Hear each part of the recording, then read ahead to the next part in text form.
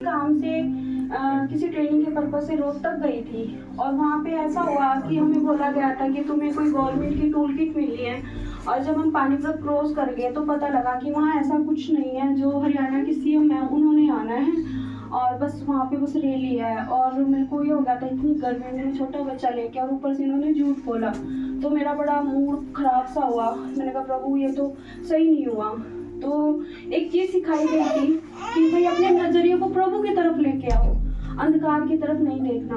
तो फिर मैंने जब प्रभु की तरफ देखा तो मेरे अंदर से एकदम से बात आई कि मेरा ये जो नजर है वो बस में गई, जो भी हम बस में जितनी भी लेडीज थी।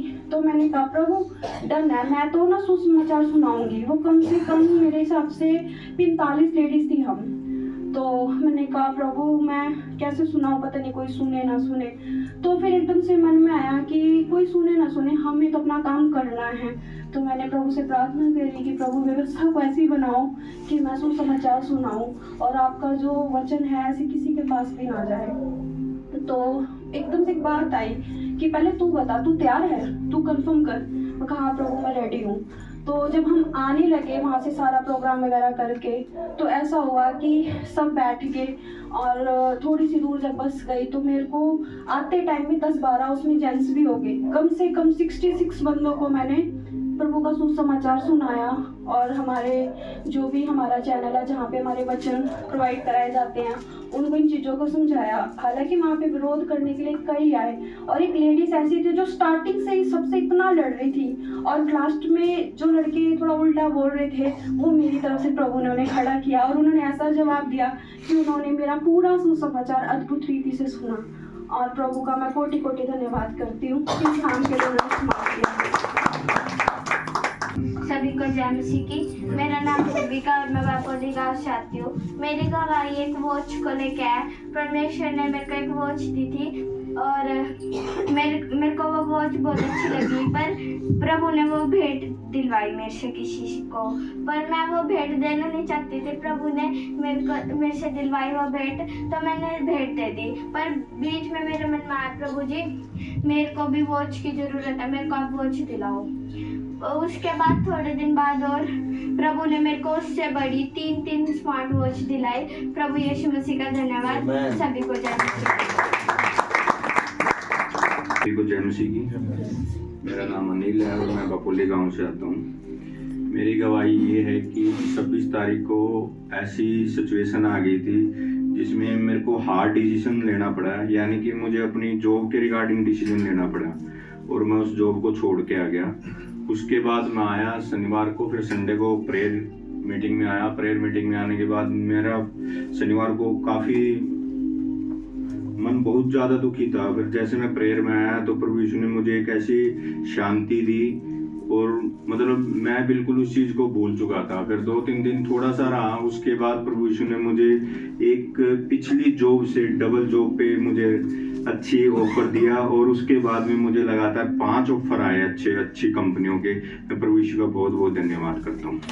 मैं याद कर रही थी प्रभु क्या गवाही दूँ। तो कुछ दिनों पहले ऐसा हुआ कि मुझसे कुछ गड़बड़ हो गई और गड़बड़ हो गई तो उस दिन पास्टर जी ने मुझे डांटा नहीं, वो चुपचाप बाहर चले गए।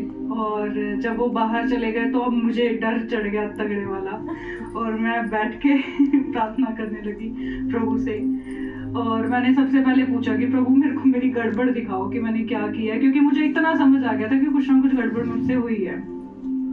तो मैंने प्रभु से क्षमा मांगी और क्षमा मांगने के बाद अभी भी मेरे मन में ये बात चल रही थी कि मैं फेस कैसे करूँगी, मैं क्या करूँ, कैसे बात करूँ पास्टर जी से। मैं फ़ोन कर रही हूँ तो फिर वो फ़ोन पिक नहीं कर रहे थे।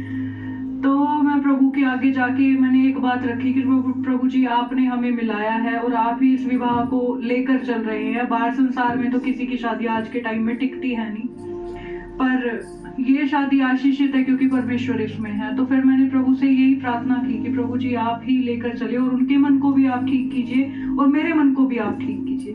तो मेरे साथ अनएक्सपेक्टेड क्या हुआ, मुझे लग रहा था पास्टर जी घर आएंगे और मेरे को तगड़े वाली प्रभु की तरफ से डांट पड़ेगी।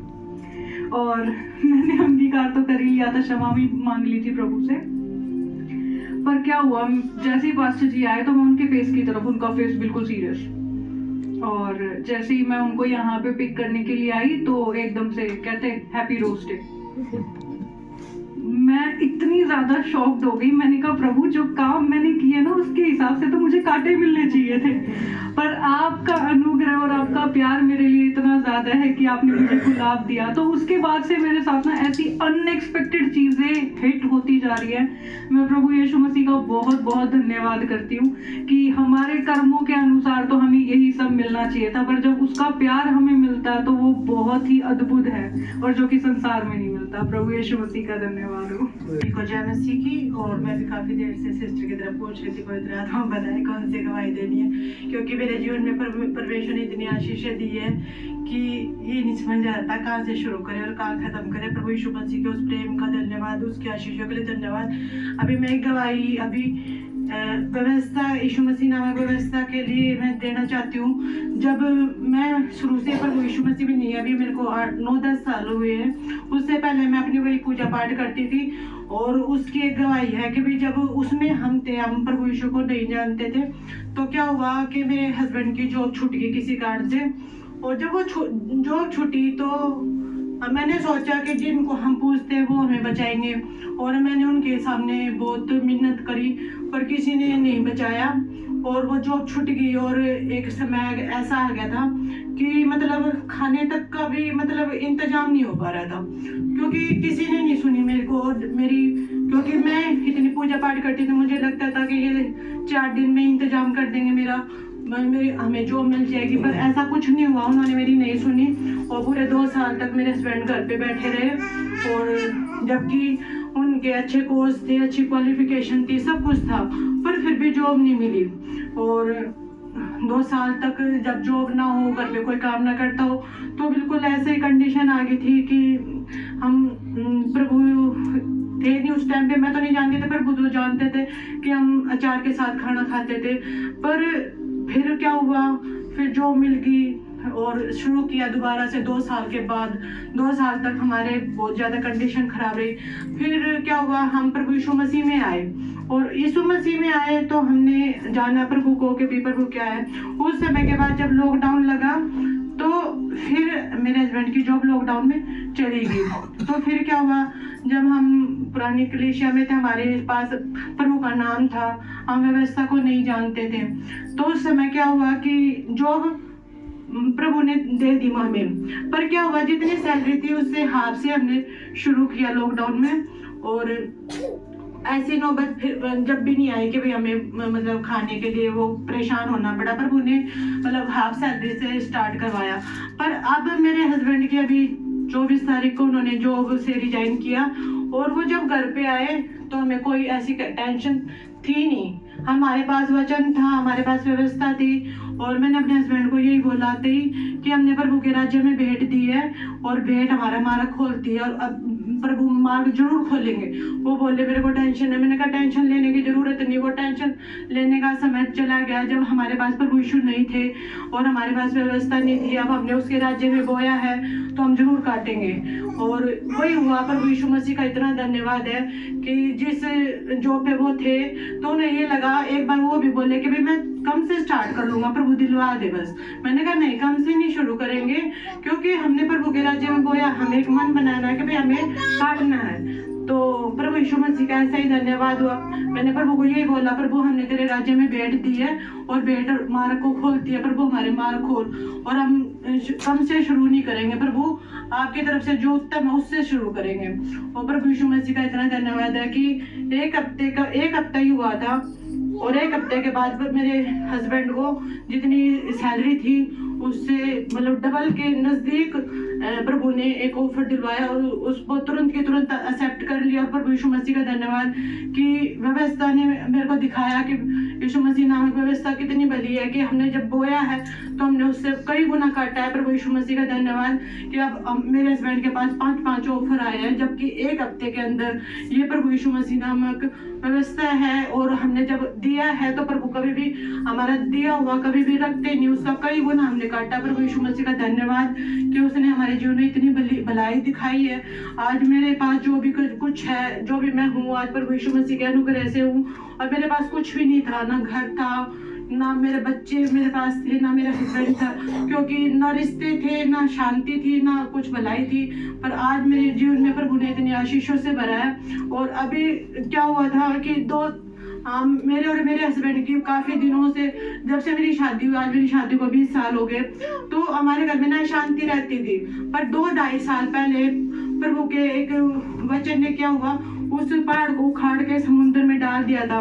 पर मेरा दिमाग क्या करता था कि भाई मेरे हस्बैंड दूर रहते, वो हफ्ते में आते हैं, तो शायद मैं आज्ञा मान पा रही हूँ या फिर शांति दिखती है, क्या पता वो घर रहने लग जाए तो शांति ना हो। मेरा दिमाग बार बार में यह बात मेरे को हिट कर रहा था।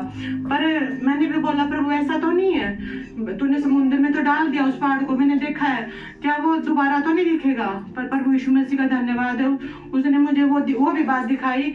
अभी मेरे हस्बैंड को पूरे 20 दिन हो गए घर पे, अभी वो मंडे से ज्वाइन करेंगे। उन्होंने अपनी तरफ से छुट्टी ले ली, बोले कि भाई मैं लेट ही जाऊंगा, हफ्ते बाद ही जाऊंगा, प्रभु ने दिया है विश्राम, तो मैं 10-20 दिन और रहूंगा। और प्रभु यीशु मसीह का इतना धन्यवाद है, उसने जो मेरा दिमाग हिट कर रहा था उसने वो भी दिखाया कि जो पहाड़ प्रभु समुद्र में डाल देता है उसको दोबारा वो समझ भी नहीं करता, वो दिखता भी नहीं। और ऐसा ही हुआ, प्रभु यीशु मसीह का धन्यवाद। मेरे घर में 20 दिन है, मेरे हस्बैंड हम पास रहते हैं। पहले ऐसा होता था कि हम पास रहे ना, 1 मिनट भी शांति नहीं थी। पर अब इतना धन्यवाद है प्रभु यीशु का कि उसने वो शांति, जो उसने स्थिर शांति मेरे जीवन में दे रखी है। और पवित्र आत्मा का भी धन्यवाद है कि मैं भी आज्ञा मान पाती हूँ प्रभु का। मैंने पवित्र आत्मा से यही बोला जिस दिन जॉब छुट्टी कि प्रभु मैं तेरी आज्ञाओं में स्थिर रहना चाहती हूँ, मैं आज्ञा मान पाऊँ, बस इतनी मेरी मदद करना। और पवित्र आत्मा ने मेरी मदद करी, मैं आज्ञा भी मान पाई। और प्रभु ने मेरे जीवन में जो शांति दिया वो मैंने अब देख लिया कि वो प्रभु ने वो पहाड़ को उखाड़ के फेंक रखा। प्रभु यीशु मसीह का बहुत बहुत धन्यवाद, उसकी भलाइयों के लिए धन्यवाद, उसकी आशीषों के लिए धन्यवाद। आज जो भी मेरे पास है प्रभु के दया से है, व्यवस्था की वजह से, प्रभु यीशु मसीह का बहुत बहुत धन्यवाद। मैं अपने पास्टर का भी धन्यवाद करती हूँ। जब हमारे जीवन में कोई भी परिस्थिति आती है, प्रभु का वचन उनके पास आता है, वो वचन दे के हमें उस परिस्थिति से बाहर कर देते हैं। प्रभु यीशु मसीह का धन्यवाद, अच्छे पास्टर देने के लिए धन्यवाद। पास्टर जी का बहुत बहुत धन्यवाद। जय मसीह की सर्विस मेरी भी है, प्रभु का धन्यवाद हो। ठीक है, अभी क्या हुआ, मेरी काशी से परसों बात है, काशी परसों शाम को आगरा से बादशाही का फ़ोन आया बहुत दिनों बाद, और इन्होंने बताया कि बादशाही ऐसे ऐसे आपके यहाँ पे हम आना चाहते हैं 14 तारीख को, आप मीटिंग रख लीजिए। अब हमारे यहाँ पे कैसे संडे को प्रेयर होती है और सैटरडे को कोई प्रेयर नहीं होती है, ठीक है, और उसी हिसाब से हमारा शेड्यूल भी ऐसे ही चलता है। ठीक है, हम प्रिपेयर उसी के अकॉर्डिंग होते हैं, हम तैयार ही नहीं होते, बीच में जैसी नई चीज़ आ जाए ना हम उसके लिए तैयार नहीं होते। तो पाशी ने बोला, तो मैंने कहा कि हाँ ठीक है जी, पाशी प्रार्थना करके मैं बताता। मैं प्रभु के पास गया और प्रभु से बोला, प्रभु ने फिर आज्ञा याद दिलाई कि जब कोई तुम्हारे पास आना चाहे, प्रभु ने पिछले दिनों आज्ञा दी थी कि जब कोई आना चाहे, प्रभु का कोई जन आना चाहे, मना नहीं करना, रोकना नहीं है। वो आज्ञा याद आई, मैं ठीक है प्रभु मैं करूँगा, पर ताकत तो नहीं है, ना ताकत है, ना हिम्मत है, ना पावर इस चीज़ के लिए है कि कर पाए हम मीटिंग को अरेंज। ये तो है ही नहीं प्रभु, कैसे इस चीज़ को होगा। आज सुबह तक भी ऐसे ही था, तो फिर मैं प्रभु के साथ ही बैठा हुआ था। मैं प्रभु कैसे, ये क्या है। तो परमेश्वर ने फिर मेरे को दूसरी चीज़ याद दिलाई, पवित्र आत्मा ने मदद करी उस चीज़ तक पहुँचने में। प्रभु यीशु की बात वो याद आई। उन्होंने बताया, तू है कौन। मैंने कहा, मैं पास्टर हूँ। कौन होता है पास्टर। प्रभु याजक हूँ आपका।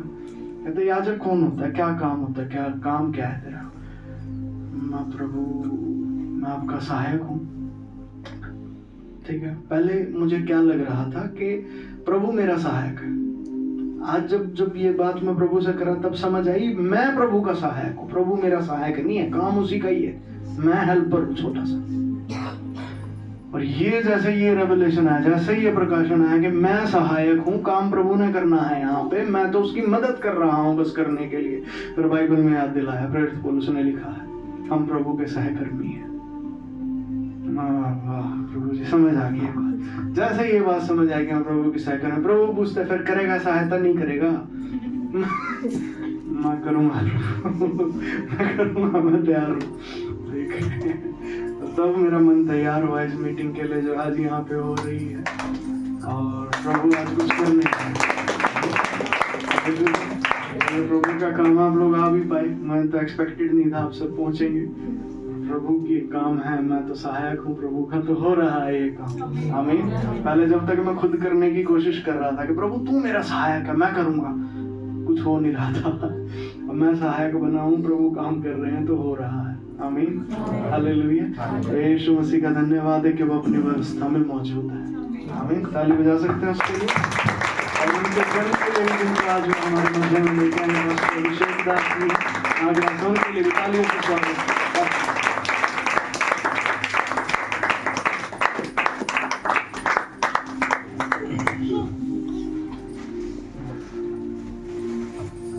आमेन, हालेलुया। जोर से बोल सकते हैं हालेलुया। अपने हाथ उठा के बोल सकते हैं हालेलुया। खुदा भला है, क्या विश्वास करते हैं? खुदा भला है। खुदा क्यों भला है? खुदा क्यों भला है? उसकी करुणा सदा की है। उसकी करुणा सदा की है। मैं आज प्रभु का धन्यवाद करता हूँ, इस कम समय के अंदर हमने मीटिंग अरेंज करी और आप सब यहाँ पर आए। प्रभु का धन्यवाद करते हैं। पास्टर पंकज का भी, मैं उनकी फैमिली का भी धन्यवाद करता हूँ कि कम समय के अंदर मीटिंग अरेंज हुई और हम यहाँ पर आए ताकि आपके साथ मिलकर हम फेलोशिप करें। और आज मेरे लिए बहुत सौभाग्य की बात है कि मेरे साथ 3 लोग, और अक्सर तो मैं यहाँ पर अकेले आया था। यहाँ तो मैं फर्स्ट टाइम आया हूँ, तो जहाँ आपका चर्च होता था वहाँ पर मैं सेकंड 2-3 बार आ चुका हूँ। 2-3 बार आया हूँ मैं, पर मैंने कहा सॉरी, जब मैं 2-3 बार आया हूँ तो मेरे साथ कोई 3 लोग तो चले। सो आज मेरे लिए बहुत ऑनर की बात है। It's my great privilege, I am so glad to be here.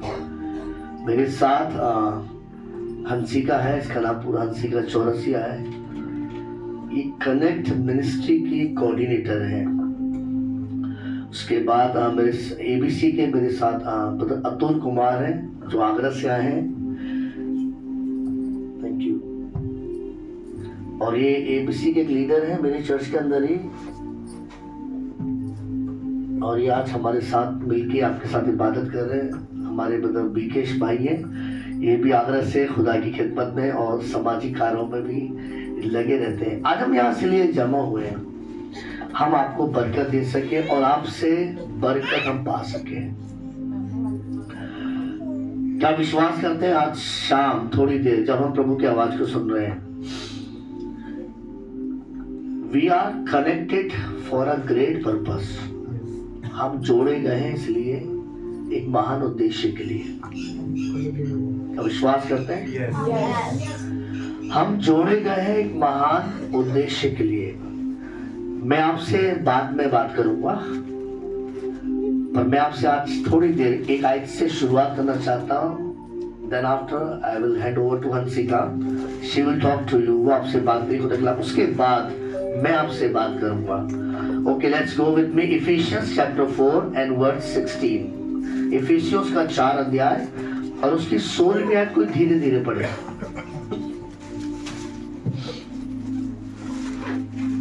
जिस किसी को पहले मिल जाए पढ़े जोर से जी।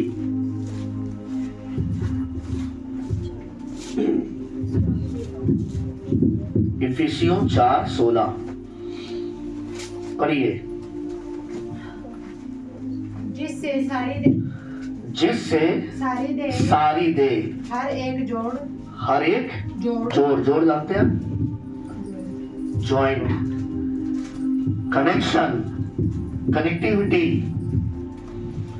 लिखा है। जिससे सारी दे हर एक जोड़ की सहायता से एक साथ मिलकर, पढ़िए, और एक साथ गठकर, एक साथ, इसमें कई सारी चीजें साहित्य के अंदर। पहले क्या है? सारी दे। परमेश्वर क्या कर रहा है? परमेश्वर अपने लोगों को इकट्ठा कर रहा है, एक साथ कनेक्टिविटी में लेकर आ रहा है, कनेक्ट कर रहा है। और लिखा है हर एक जोड़ की सहायता से। पास्टर पंकज बता रहे थे ना, अभी तक तो परमेश्वर मेरा सहायक था, फिर पास्टर पंकज ने क्या पूछा, क्या तू मेरी सहायता करेगा? हर एक की सहायता से और एक साथ मिलकर, मेरे साथ बोलिए, एक साथ मिलकर, एक साथ मिलकर, इसको कहते हैं connected. What we call connected. जब हम एक साथ मिलते हैं चर्च के अंदर, जब हम एक साथ मिलते हैं आराधना करने के लिए, जब हम एक साथ मिलते हैं 120 चेलों की तरह, तब परमेश्वर आसमान खोल देता है। Hallelujah, hallelujah. क्या आप चाहते हैं आज शाम आपके लिए आसमान खुल जाए? क्या आप चाहते हैं आज शाम इस शहर के लिए आसमान खुल जाए? प्रियो, परमेश्वर हमें एक साथ एक प्लेटफॉर्म पे लाना चाहता है। चर्च हमें सीखना पड़ेगा एक साथ मिलकर, और लिखा है और एक साथ गढ़कर। क्या होता है? जब आप एक साथ मिलते हैं, एक साथ आप कनेक्ट होते हैं, तो क्या होता है?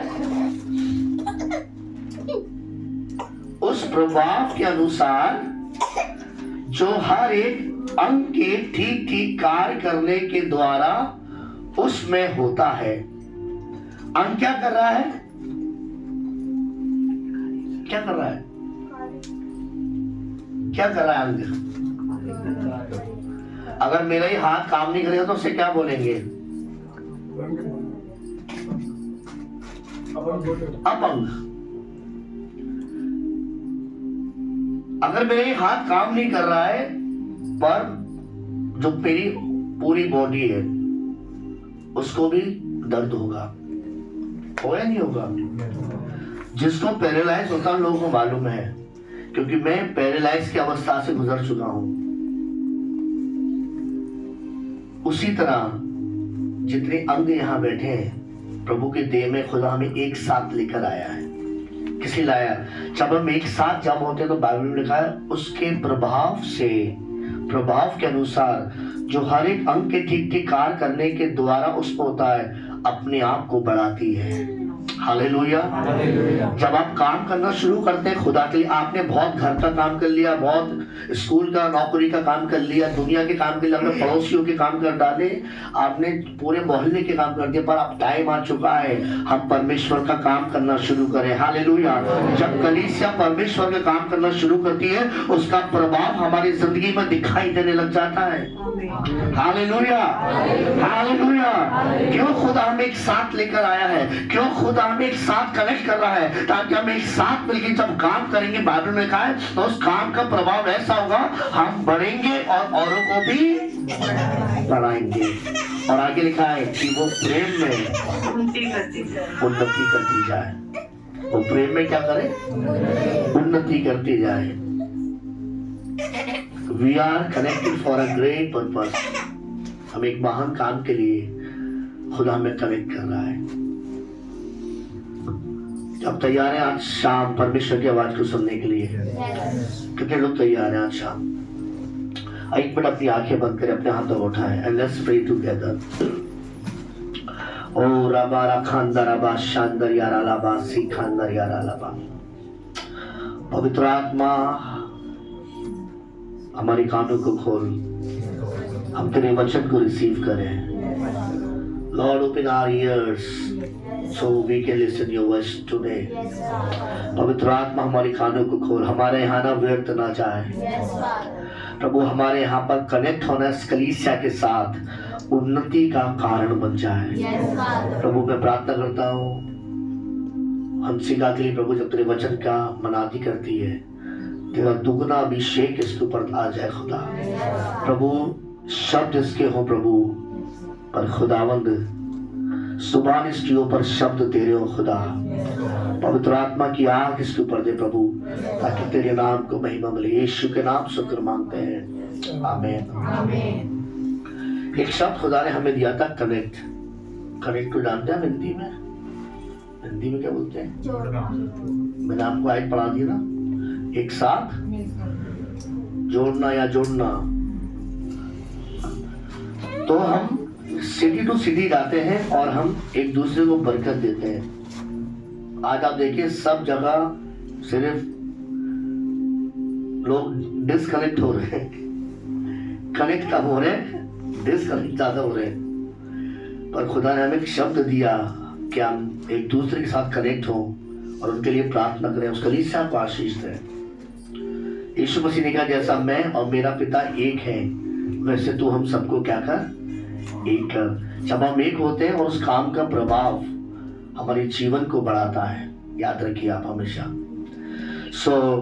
आज हमारे लिए ऑनर की बात है कि जो मिनिस्ट्री हम लोग कर रहे हैं कनेक्ट, उसकी कोऑर्डिनेटर हमारे बीच में है और थोड़ा इंट्रोडक्शन में देना चाहता हूँ। ये बीटेक की स्टूडेंट है, इंजीनियरिंग कर रही है आगरा में और ABC की वर्शिप लीडर है और उन्होंने अपनी जवानी को खुदावंत के हाथों में सौंपा। एक बहन गवाही दे रही थी, वो बस वाली, कि सुसमाचार सुनाया और खुदा ने काम किए ना। भाभी का भी अपना वकालत छोड़ के दूसरी वकालत में आई, स्वर्गीय वकालत में। परमेश्वर जनरेशंस को खड़ा कर रहा है ताकि भारत बदला जा सके। India will see the great revival in upcoming days. का विश्वास करते हैं ये भारत, ये पानीपत ही नहीं, पानीपत के अलावा सारे सिटीज एक बड़ी रिवाइवल को देखेंगे। आज शाम आपके लिए मौका हुआ कि आप प्रभु की आवाज को सुन सके। Now I will request Hansika इसको जोरदार ताली बजाएं।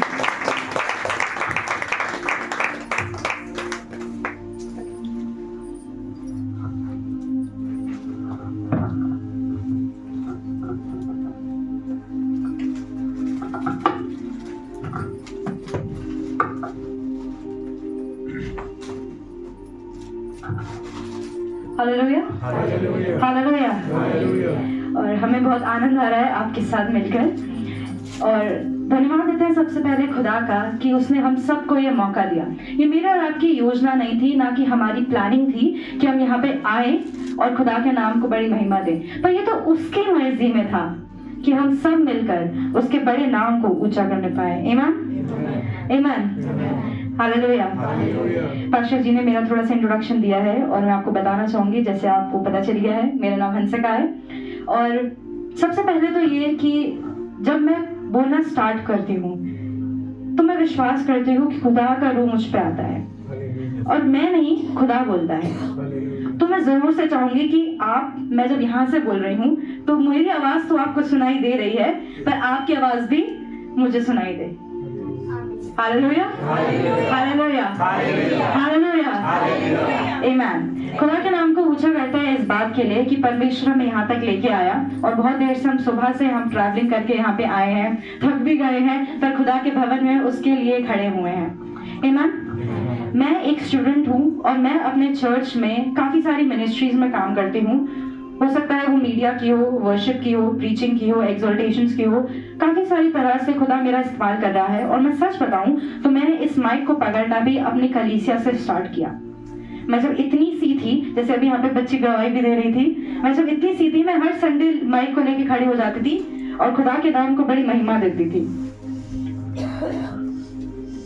उसके बच्चे का नाम क्या था?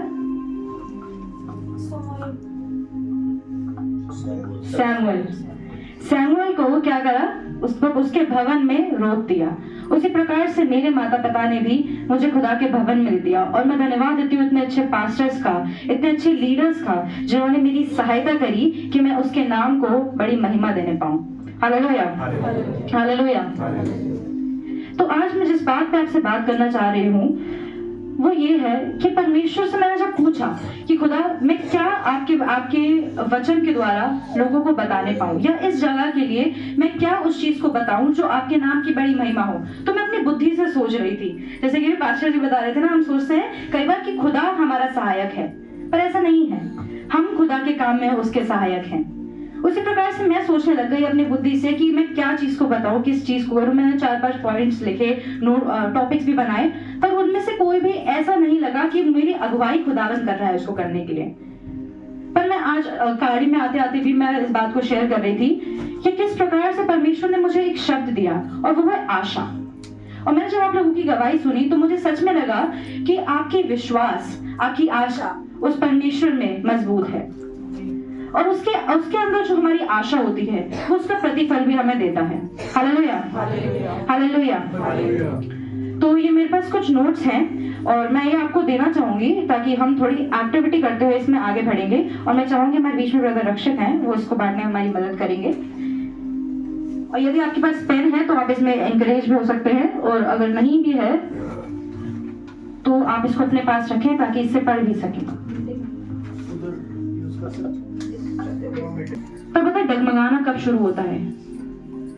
जब हम डाउट करना स्टार्ट करते हैं, जब हम ये सोचते हैं कि शायद हम नहीं कर पाएंगे। पतरस पानी पे चला, हमने पढ़ा है सबने बाइबल में, पर पता है वो कब डूबने लगा? जब वो डाउट करने लग गया। जब तक उसकी दृष्टि यीशु मसीह की ओर थी वो पानी पर चल रहा था। एक मिराकल वहां पे हो रहा था कि वो पानी पर चल रहा है, पर जैसे ही उसकी दृष्टि यीशु मसीह से दूर हुई और उसने पानी को देखा वो डूबने लग गया। क्यों? क्योंकि उसका फोकस जहां पे होना चाहिए था, जिसके साथ उसकी आशा जुड़नी चाहिए थी, जिसके साथ उसका संबंध और गहरा होना चाहिए था, उसने वहां से अपनी दृष्टि को उठा के अपनी मुसीबतों पे लगा दिया। हालेलुया। होता क्या है, कई बार हम अपनी चीजों में, अपनी स्टेबिलिटी में, अपनी चीजों पे सब सही चल रहे होते हैं, पर जब हमारा फोकस खुदा के साथ होता है और जैसे ही हमारा फोकस डेविएट होता है, यानी इधर से उधर होता है, और हम देखने लग जाते हैं कि हमारी मुसीबतें शायद मेरे विश्वास से काफी बड़ी हैं, तो होता क्या है, हम डूबने लग जाते हैं। और फिर हम खुदा से कंप्लेन करते हैं कि परमेश्वर मेरी मुसीबतें तो मुझे ज्यादा बड़ी दिख रही हैं, पर हम ये भूल जाते हैं कि हमारी आशा किसके साथ होनी चाहिए। Hallelujah, hallelujah. क्या आप समझ पा रहे हैं कि मैं और स्लो बोलूं? समझ पा रहे हैं? तो होता क्या है, एक आशा जो है उसके साथ बांधने के लिए एक संबंध की जरूरत होती है, एक गहराई की जरूरत होती है उस चीज की, कि हम खुदा के चेहरे को ताकते रहें और हम उसके पीछे पीछे चलते रहें। Hallelujah, hallelujah. मेरे साथ निकाल के पढ़ेंगे इब्रानियों उसका 6वां अध्याय और उसकी 19 आयत।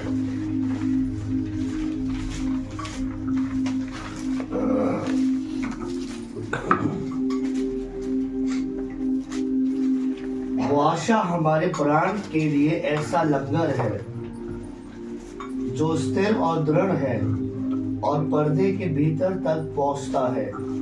हालेलुया। परमेश्वर का वचन कहने लग गया कि ये जो हमारी आशा है हमारी देह का लंगर है। कभी लंगर देखा है? किसी को पतंग उड़ाते हुए देखा है? पता वो क्या करते हैं? जैसे लंगर डाला जाता है ना, उस चीज को ग्रैब कर लिया जाता है। यानी हमारी रूह, हमारी देह हमारे साथ रहने पाती है क्योंकि हमारी आशा उसके अंदर है। Hallelujah, hallelujah. और हम इस पे क्या रहें? दृढ़ता से बने रहें, अपनी आशा को दृढ़ता से पकड़े रहें। आमीन। मेरे साथ निकालेंगे इसी का इब्रानियों उसका 10वां अध्याय उसकी 23वीं आयत।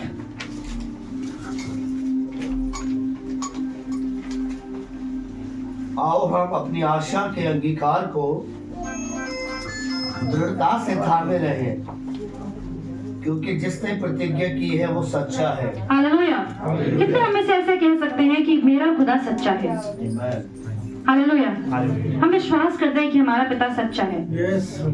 वो कहता है कि अपनी आशा को दृढ़ता के साथ थामे रहो, यानी ना तुम इधर भटकना ना तुम उधर भटकना, पर क्या है, तुम्हारी आशा तुम्हारे साथ थमी रहने पाए, क्योंकि मेरा और आपका खुदा सच्चा है। Hallelujah, hallelujah. हम अब्राहम के बारे में पढ़ने पाते हैं कि कैसे अब्राहम का विश्वास परमेश्वर में था। आमीन।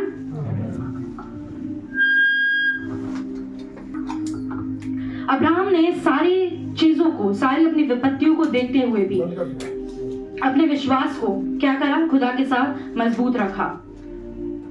हुआ क्या? अब्राहम की एक परीक्षा हुई। उसकी आशा नहीं थी कि वो अपने एक पुत्र को बलि कर दे, पर हुआ क्या? परमेश्वर ने वही उससे मांग लिया।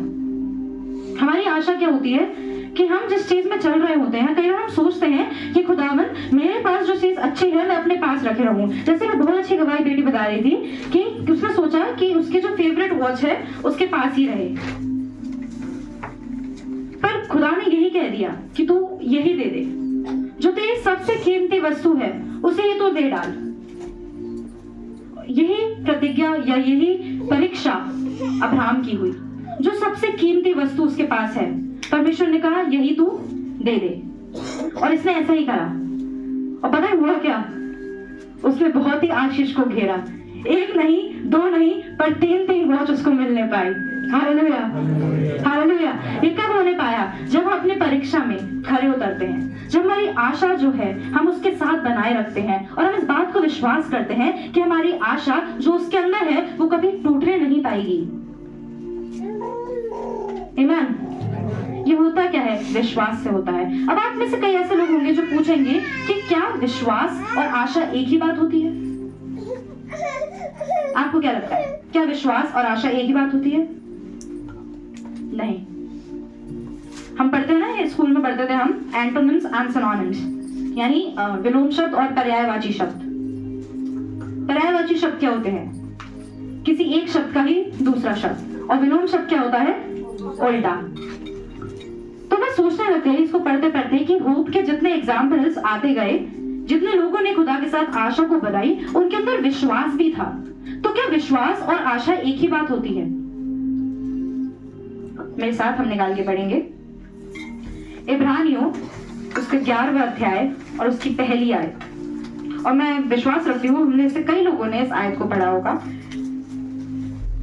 अब विश्वास आशा की हुई वस्तुओं का निश्चय और अनदेखी वस्तुओं का प्रमाण है। हालेलुया। यानी कहने का मतलब क्या है? जो हमारा विश्वास है वो ऑलरेडी उन वस्तुओं का प्रोडक्ट है जिनका हमने आशा रखा था। यानी मैं कहने पाऊं तो जो हमारी होप है, अगर मैं होप के बारे में बात करूं तो होप फेथ के इक्वल नहीं है, पर ये जो फेथ है वो होप का प्रोडक्ट है। यानी जब मेरी आशा उसके अंदर होती है, जब मैं अपनी आशा को उसके अंदर रखने पाती हूँ, जब मैं खुदा में अपनी आशा को रखती हूँ, तो मेरे अंदर विश्वास उत्पन्न होता है। अब विश्वास आशा की हुई वस्तुओं का और अनदेखी वस्तुओं का प्रमाण है। यानी this faith is the proof of the hope. ये हमारा जो विश्वास है वो हमारी आशा का प्रमाण है। ये वो है जो हम विश्वास से हम कहते हैं कि मैं इस बात पर विश्वास रखता हूं। तो विश्वास कायम तभी होने पाता है जब हमारे अंदर आशा होती है कि हाँ मुझे इस बात पे भरोसा है। Hallelujah, hallelujah. पता है आशा क्या है?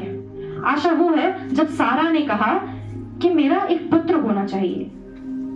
आशा वो है जब 12 साल से उसके लहू बहता था, उस औरत ने इस बात को कहा कि मैं चंगी हो जाऊं। ये आशा है। आशा वो है जब आप कहते हैं रोज सुबह उठ के कि खुदा मैं सही सलामत अपनी जगह तक पहुंचने पाऊं, अपने काम की जगह तक पहुंचूं और वहां से वापस आ जाऊं।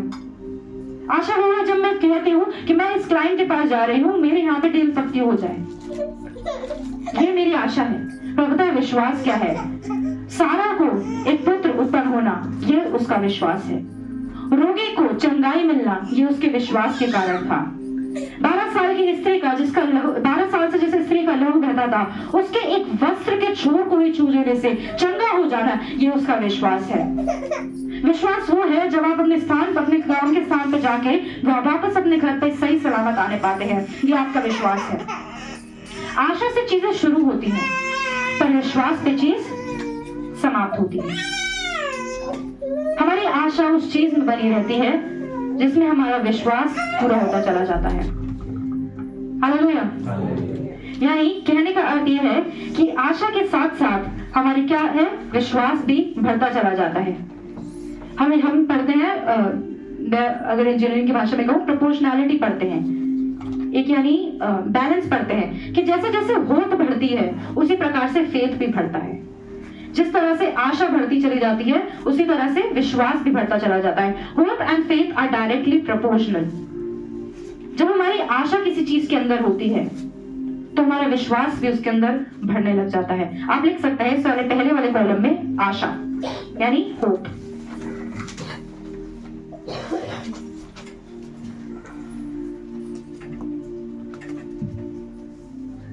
बाइबल में से कई सारे एग्जाम्पल है जब परमेश्वर ने लोगों से बात करी मैं पूछना चाहूंगी, क्या लोगों को इस बात की आशा थी कि परमेश्वर उनसे बात करे? हाँ या ना? नहीं भी थी और थी भी। कई ऐसे लोग थे जो चाहते थे परमेश्वर उनसे बात करे, या हो सकता है मैं और आप चाहते हैं कि खुदावन तू मुझसे बात कर, इस बात की हमें आशा है। पर जब चीज अनएक्सपेक्टेडली हो जाती है तो आप इसे क्या कहेंगे? आप आशा कहेंगे कि विश्वास कहेंगे? मैं यहाँ पे एक लेक्चर देने नहीं आई हूँ, मैं आपसे रिप्लाई चाहती हूँ। आप उसको क्या कहेंगे? क्या विश्वास कहेंगे कि आशा कहेंगे? विश्वास। क्योंकि जब मैं विश्वास रखता हूँ या रखती हूँ, मैं बताना ये चाहूंगी खुदा का रूह आपसे बात करता है, क्योंकि परमेश्वर आपके साथ है। आपकी आशा एक ऐसा लंगर है जो आपके देह को बनाए रखता है। आमीन। आज के शाम में मैं यही कहना चाहूंगी कि जब परमेश्वर आपको कोई चीज देता है या किसी चीज की आशा आप खुदा से करते हैं, तो अपनी आशा को उसके अंदर बरकरार रखें। क्योंकि होता क्या है, कई बार मुसीबतें आती हैं, परेशानियां आती हैं और हमारी आशा धीरे धीरे टूटने लग जाती है। हालेलुया। परमेश्वर के चेले एक नाव में थे जिसमें यीशु मसीह भी था, और वो नाव क्या होने लग गई? डूबने लग गई। वो ये भूल गए कि उनके साथ कौन है। बताना ये चाहूंगी कि खुदावन आपके साथ आपकी नाव में सवार है। आमीन। आमीन। खुदावन आपके साथ आपकी नाव में सवार है। बस जरूरत इस बात की है कि हम पीछे मुड़े और देखें कि परमेश्वर तू मेरे साथ खड़ा है।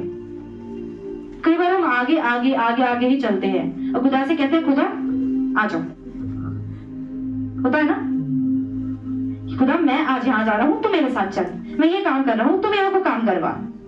मैं ये चीज करने जा रहा हूँ, तू मेरी ये चीज को बनवा। पर क्या हम खुदा से ये कहते हैं कि खुदा तू कहाँ ले जा रहा है, मैं वहां चलूं? आमीन। बाइबल में एग्जाम्पल है योना का। परमेश्वर ने योना से कहा कि तू निनवे जाना, और वो कहां चला गया? तर्शीश चला गया।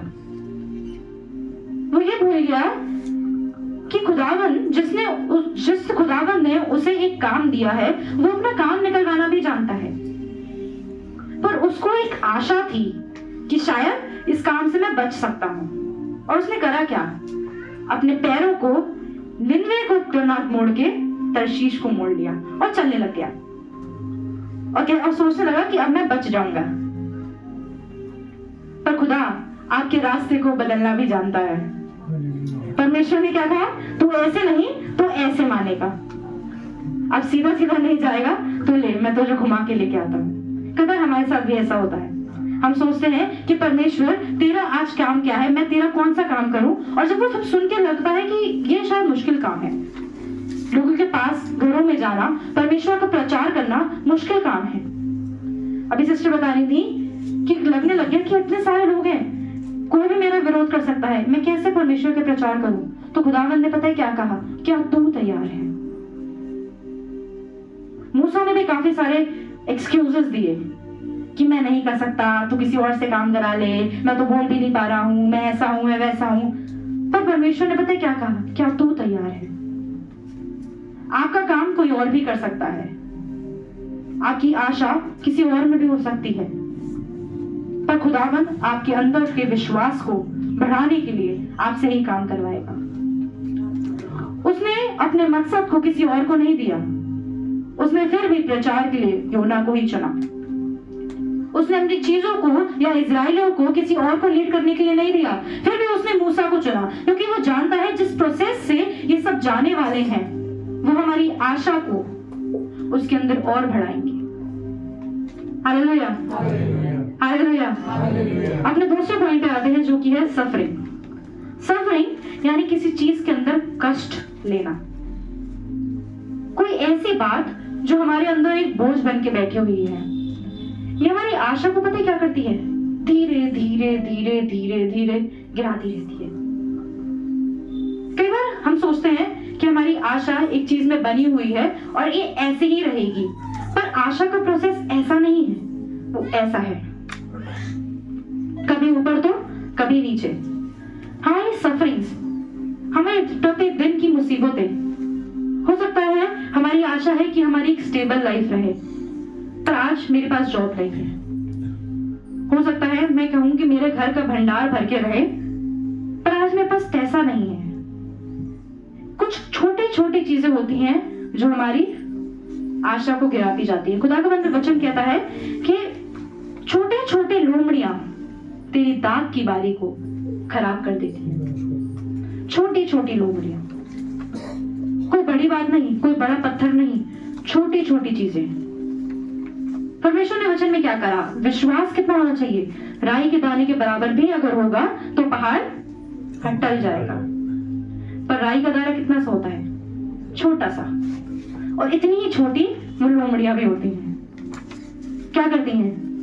हमारे क्रॉप को, हमारी फसल को, जो हमने बड़ी आशा के साथ उगाई है कि एक दिन हम इनका प्रतिफल खाएंगे, धीरे धीरे धीरे धीरे धीरे धीरे खत्म कर देती है। और जो हमारी विश्वास, उसके जो हमारी आशा कम होती चली जाती है, हमारा विश्वास भी साथ साथ गिरने लग जाता है। मैंने बताया ना, जैसे आशा बढ़ती है विश्वास भी बढ़ता है, पर जब आशा गिरती है तो विश्वास भी गिरता है। जरूरी नहीं है कि आज हम जैसा हैं वैसा ही हम कल भी रहेंगे, मुझे और आपको नहीं पता। पर हमारी सफरिंग्स हमारे होप से आती है। जितनी हमारी आशा है, हमारे कष्ट उस पर निर्भर करते हैं। वचन क्या कहने लग गया? Because we know that suffering produces perseverance. और उससे पहले है not only so but we also glory in our sufferings. यानी वचन कहने लग गया कि मैं अपनी परिस्थितियों को, अपने कष्टों को धन्यवाद देता हूँ, उनकी बढ़ाई करता हूँ। ये कैसा वचन है खुदा? ये कहना क्या चाहता है कि मैं अपने कष्टों को धन्यवाद देता हूँ? कई बार हम सोचेंगे कि किस तरीके का वचन लिखा है। ये लिखने वाला थोड़ा हो सकता है, मैं अपने कष्टों की बढ़ाई क्यों कर रहा हूं? पहला कुरिन्थियों, शायद उसके 12वें, हम निकालेंगे नहीं, पहला कुरिन्थियों उसके 12वें अध्याय में शायद इस बात से लिखा है कि मैं अपनी निर्बलताओं में घमंड रखता हूं, क्योंकि उसकी सामर्थ्य मेरी निर्बलता में सिद्ध होती है। जब तक कोई मटका आपके सामने है, यदि मैं बात करूं यहाँ पे, ये ग्लास आप देख सकते हैं, ये भरा हुआ है। क्या मैं इस ग्लास को अगर और भरूं तो ये इतना ही रहेगा या ये उमड़ने लगेगा? और यदि मैं कहूं कि खाली है तो क्या ये भरने के काबिल है? और यदि ये भरा हुआ है तो क्या ये भरने के काबिल है? नहीं। इसी प्रकार से हमारा विश्वास का घड़ा होता है। जब वो खाली हो जाता है तो वो इस योग्य हो जाता है कि वो भरा जा सके। भरे हुए को आप और नहीं भर सकते, वो जितना भरा है उतना ही भरा रहेगा, उमड़ने लगेगा। बट जो चीज खाली हो चुकी है वो इस चीज के योग्य बन जाती है कि भरी जा सके। मैं अपनी निर्बलता पे घमंड रखता हूं, क्योंकि उसकी सामर्थ्य मेरी निर्बलता में सिद्ध होती है।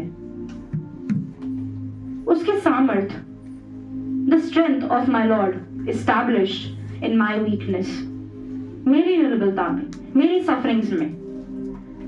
यदि मैं आपसे कहूं कि आप बैठे हुए हैं, मैं कहूं आपसे बैठ जाइए, तो आप क्या कहेंगे? कि बैठा ही हूं। पर जब तक आप बैठेंगे नहीं तब तक आप खड़े भी नहीं हो पाएंगे। मैं किसी खड़े को खड़ा नहीं कह सकती कि आप खड़े हो जाइए, पर हर चीज का एक मतलब होता है। यदि आज मैं बैठा हूं तो कल मैं खड़ा हो सकता हूं, और मैं खड़ा हूं तो मैं बैठ भी सकता हूं। उसी प्रकार से हमारी सफरिंग्स होती हैं। हमारी आशा ऐसी ही समतल नहीं रहती है, पर कई बार हमारी आशा का घड़ा खाली भी होता है, और वो हमारे कष्टों में होता है, हमारी सफरिंग्स में होता है। हमारी सफरिंग्स जो है हमारी पहचान भी बन जाती है। मेरे साथ निकालेंगे यूहन्ना उसका 9 अध्याय।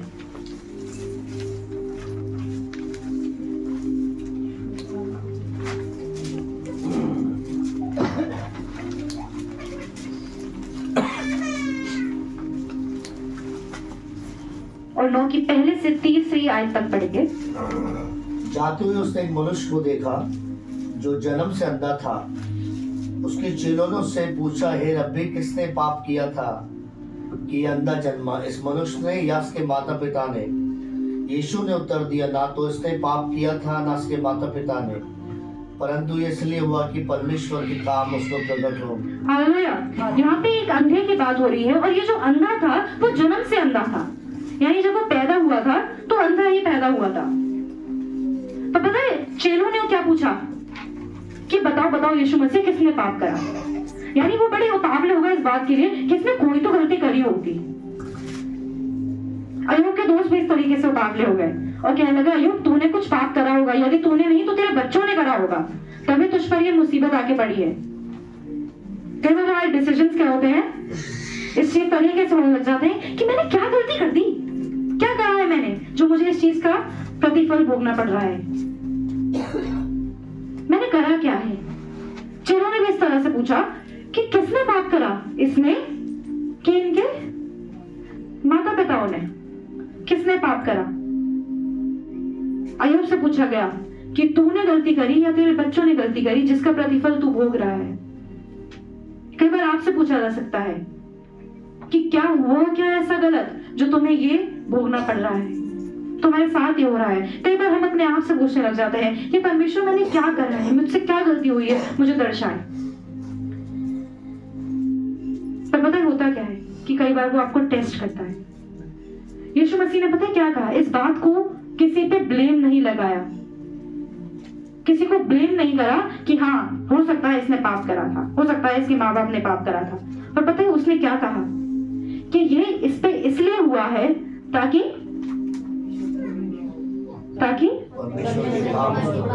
हालेलुया परमेश्वर के काम उस पर प्रकट हो। अय्यूब के साथ भी ऐसा हुआ।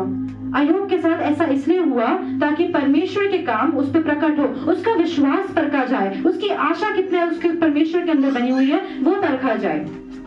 इस भिखारी के साथ भी ऐसा इसलिए होने पाया ताकि परमेश्वर का काम उस पर प्रकट हो। आपका घड़ा इसलिए खाली हुआ है ताकि वो भरा जा सके। हालेलुया। जब एक विधवा स्त्री की पुराने नियम में लिखा हुआ है, वो परमेश्वर के दास के पास गई और कहने लग गई कि मेरे पति ने कर्जा लिया था और अब वो मर गया है, और जो कर्जा जिनसे लिया गया था वो आए हैं और धमकी दे रहे हैं, मेरे पास तो कुछ नहीं है, मेरे 2 लड़कों को ले जाएंगे। पता है खुदा के दास ने क्या कहा? ये नहीं कहा कि ले ये आटे का कट्टा ले जा और ये बेच दियो, ये तेल मेरे पास कुछ है तो ये ले जा। उसने कहा तेरे घर में क्या है? और इस औरत ने कहा मेरे पास तो थोड़ा सा तेल है, घर में कुछ भी नहीं है, बस थोड़ा सा तेल है। इतना कुछ नहीं था कि इसको बर्तन भी अपने पड़ोस से मांगने लग पड़े। परमेश्वर के दास ने कहा कि बर्तन लिया। इसकी सफरिंग थी, इसका कष्ट था, कष्ट में थी और आशा थी कि शायद खुदा मेरे कष्ट को दूर कर देगा। झुकती हुई गई थी कि खुदा मुझ पे तरस खा, कुछ तो ऐसा कर कि मेरे लड़के वहां जाने से बच जाएं। इसको एक आशा थी, इसके अंदर एक होप थी। और खुदा के दास ने क्या कहा? जितने बर्तन हो सके घेर ला। क्या भरे बर्तन मंगाए थे? क्या ये कही थी कि घर घर जाना और तेल के कटोरे ले लेके आना? नहीं, इसके पास तो इतना भी नहीं था कि ये जाए और इसके घर पे बर्तन इकट्ठे कर सके। इसको पड़ोस के दरवाजे पे खटखटाने पड़ा कि क्या तुम्हारे पास खाली बर्तन है? और कहा गया थोड़े ना लाना, थोड़े ना लाना। आपने बगल वाले से कहे थोड़े ना लाना, प्यार से कहे, ऐसे डरा के ना कहे, प्यार से कहे थोड़े ना लाना। और पता है थोड़ा क्यों ना लाना? क्योंकि जो वो आशीष आपको देने पे है वो थोड़ी नहीं, वो बहुत आयत की आशीष है।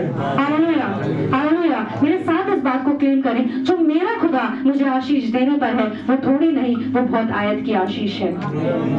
हालेलुया। क्या हम विश्वास करते हैं इस बात के कि मेरा और आपका खुदा थोड़ी का नहीं, वो बहुत आयत का खुदा है। वो खुदा है जो अय्यूब को जितना उसके पास पहले था उससे दुगना लौटा देने वाला खुदा है। आमीन।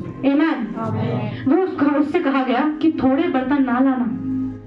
और जब उसने बर्तन इकट्ठे करे, अपने द्वार बंद करे और कहा था कि तेल उंडेलना शुरू करना।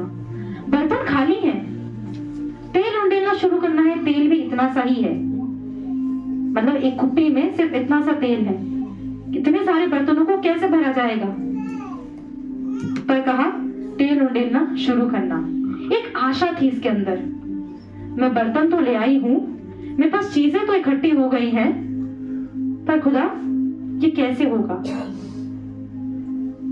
इसने तेल डालना शुरू करा, और जब उसने तेल डालना शुरू करा, एक के बाद एक सारे बर्तन भर गए। और जब इसने अपने पुत्र से कहा कि और बर्तन ला, और पुत्र ने पीछे देखा कि और बर्तन तो है ही नहीं, उसी क्षण तेल गिरना बंद हो गया। आमीन। यानी और कष्ट तो है ही नहीं, वो आपके कष्ट को इस तरह से दूर कर देता है कि जब आप कहते हैं और देखते हैं तो आप कहने पाते हैं कि परमेश्वर मेरे पास तो कष्ट अब बचे ही नहीं है। Hallelujah, hallelujah. और तब हुआ क्या? तेल गिरना बंद हो गया। वो आशीष उन बर्तनों पे ठहर गई, उन कष्टों पे ठहर गई जिनको ये लेके गई थी बड़े बोझ के साथ, और ऐसे गई थी कि परमेश्वर कुछ आश्चर्य कर्म कर दी। एक आशा है जो मैं तेरे पास लेके आई हूँ, मेरी आशा भरपूर होने पाए। अपने कष्टों में एक आशा के साथ गई थी, और हुआ क्या? ये तेल इसने बेचा और जितना कर्जा था वो भी लौटाने पाए, और इसके पुत्र भी इसके साथ ही रहे। हालेलुया। ये मेरे और आपके खुदा की सामर्थ्य है। हो सकता है आज आप यहाँ पे आए हैं, आपको कोई चीज, आप किसी बोझ के साथ यहाँ पे आए हैं, हो सकता है आपकी आशा धीरे धीरे गिर रही है, पर बताना ये चाहूंगी, जब आप खुदा के भवन में आए हैं, एक आशा को लेकर आए हैं, एक उम्मीद को लेकर आए हैं, एक होप को लेकर आए हैं, तो आपकी आशा वो व्यर्थ नहीं जाने देगा, क्योंकि मेरा और आपका खुदा बहुत आयत का खुदा है। वो थोड़ी आशीषों का खुदा नहीं है, वो बहुत आयत की आशीषों का खुदा है। बाइबल में ऐसे कई सारे एग्जाम्पल हैं जब खुदा ने ऐसे आश्चर्य कर्मों को करा। जब दाखरस घट गया, हम ज्यादा उसमें नहीं जाएंगे, हमने पढ़ा होगा, जब दाखरस घट गया, परमेश्वर ने जब घट जाता है उसमें भी आशीषों को दे दिया। जब खाने के लिए नहीं था 5000 की भीड़ को, परमेश्वर ने इतना खिलाया कि सबने पेट भर कर खाया, और उसके बाद भी 12 टोकरे बच गए। वो बहुत आयत का खुदा है। वो ऐसा खुदा है जो एक मुट्ठी आटा और थोड़े से तेल में पूरे अकाल से निकाल सकता है। हालेलुया। पर जरूरत इस बात की है कि हमारी आशा के साथ साथ हम अपनी सफरिंग्स में रहें। हमारी सफरिंग्स को, हमारी आशा को गिराने ना दें। जब ऐसा होने लग जाता है तो हमारी होप खत्म हो जाती है, हमारे बर्तन खाली के खाली रह जाते हैं, हमारे पास जितनी मुसीबत है वो वैसे की वैसी ही रह जाती है। पर जब हम अपनी आशा को लेकर अपनी सफरिंग्स में जाते हैं तो उस आशा को वो बढ़ा देता है। आप इसको ऐसे इमेजिन कर सकते हैं कि आप बस थोड़ा या फिर कहें कि आपने कुछ चने अपने हाथ में लिए हैं, और उन चनों को लेकर आप किसी दूसरे स्थान पर जा रहे हैं, और जब आप दूसरे स्थान पर जाते हैं वो कमरा उन चनों से भर जाता है, या कोई भी चीज। पर यदि आप अपने चनों को लेकर ही नहीं जाएंगे, यदि आप अपने बीजों को ही नहीं उठाएंगे, तो उस कमरे में क्या भरेंगे? वो बीज, वो चने आपकी आशा है। अपनी आशा को छोड़े ना, उसे त्याग ना दे, उसे भूल ना जाए, अपने कष्टों को, अपनी आशा को छोड़ने ना दे। पर क्या करें? अपनी आशा को लेकर अपनी परिस्थितियों में जाए, क्योंकि कई बार परिस्थितियां इसलिए नहीं बदलती क्योंकि आपने पाप करा है। हो सकता है कि मैंने ऐसी कोई गलती करी है तो परमेश्वर मुझे सिखाना चाहता है, पर कई बार इसलिए भी होता है क्योंकि खुदा आपके द्वारा अपने आश्चर्य कर्म को दिखाना चाहता है। हालेलुया। यहाँ पे कहने लग गया यूहन्ना उसके 9वें अध्याय में कि किसने पाप करा, पर यीशु मसीह ने क्या कहा कि ये तो इसलिए होने पाया कि खुदा का काम यहाँ पर प्रकट हो सके। हालेलुया। आगे इसमें बहुत अच्छे से बताया गया है, अगर आप इसको पढ़ेंगे, आप घर पे जाके पूरे चैप्टर पढ़ सकते हैं। इसमें लिखा है किस प्रकार से उसको चंगा करा गया। पुराने व्यवस्था में या पुराने टाइम में ऐसा होता था, जब हम किसी चीज को रिजेक्ट करते थे, यानी किसी चीज का रिजेक्ट को क्या बोलते हैं, तिरस्कार करते थे, तो हम उसके मुंह पे या उसके साइड में से थूक के चले जाते थे। और शायद इस अंधे भिखारी के साथ भी ऐसा ही होता था। ये एक साइड बैठा रहता था और लोग इसका तिरस्कार करके चले जाते थे। क्या कहते थे कि तू हमारे समाज का हिस्सा नहीं है। क्यों? क्योंकि ऐसी चीज, यानी कह सकते हैं कि कुछ किसी ऐसी चीज के साथ पैदा होना जो एक नॉर्मल इंसान को नहीं सूट करती, उस टाइम में या पुराने टाइम में एक श्राप माना जाता था, एक कर्स माना जाता था। कोई भी टाइप की डिफॉर्मिटी वो सपोज टू बी अ कर्स, एक श्रापित इंसान माना जाता था कि इसने पाप करा है या तो खुदा का गुस्सा इसके ऊपर है। और लोग क्या करते थे, उसका तिरस्कार करते थे, और तिरस्कार करने के साथ साथ थूक के भी जाते थे वहां पे। क्यों? क्योंकि इस चीज को दर्शाने के लिए कि हम तुम्हें एक्सेप्ट नहीं करते।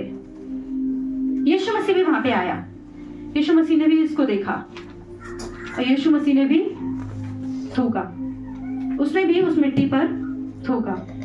और शायद ये जो अंधा भिखारी था वो सोचने लग गया ये तो नॉर्मल है मेरे लिए। इसने फिर से एक थूक की आवाज सुनी, किसी ने फिर से थूका है। पर पता है आगे क्या हुआ? उसने उसी थूक में मिट्टी को मिलाया, उसकी आंखों पे लगाया और इससे कहा कि जाके धो ले। और जब इसने धोया ये देखने लग गया। Hallelujah, hallelujah. बताना ये चाहूंगी, आपके तिरस्कार को वो आपकी आशा में बदलना जानता है। हो सकता है आपके आसपास के लोग ये कह रहे हैं कि ये चीज तुम्हारे लिए नहीं है, हम इस चीज को स्वीकार नहीं करते हैं, तुम तो यीशु मसीह के हो गए हो, तुम तो खुदा की बातें करते हो। पर बताना ये चाहूंगी, जिस चीज में खुदा ने तुम्हें रखा है वो तुम्हारे पास आएगा और तुम्हारे तिरस्कार को तुम्हारी प्रशंसा में बदल देगा। हालेलुया। ये बात का चर्चा बन गया, ये पूरे गांव में एक बात का चर्चा बन गया और लोग कहने लग गए कि सबत के दिन पे एक आश्चर्य कर्म हो गया। ये कैसे होने पाया? फरीसियों ने समझा कि वो यीशु मसीह तो पापी मनुष्य है जिसने एक सबत के दिन पे आश्चर्य कर्म को करा है, तो एक पापी के द्वारा चंगा हुआ है। हालेलुया। उसने क्या करा? यीशु मसीह ने उसके तिरस्कार को उसकी प्रशंसा में बदल दिया। लोगों के बीच में चर्चा होने लग गई, कई लोग इससे क्वेश्चन करने लग गए कि ये कैसे हुआ, ये कैसे हुआ, तुम्हें चंगाई कैसे पाई?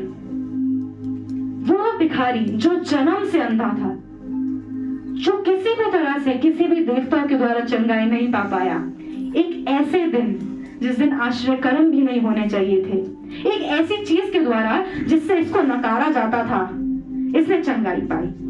हालेलुया। यानी बताना ये चाहती हूँ कि जब आपको लगता है अब तो कुछ भी नहीं हो सकता, ये तो किसी भी नियम में नहीं लिखा है कि आज मैं चंगा होऊंगा।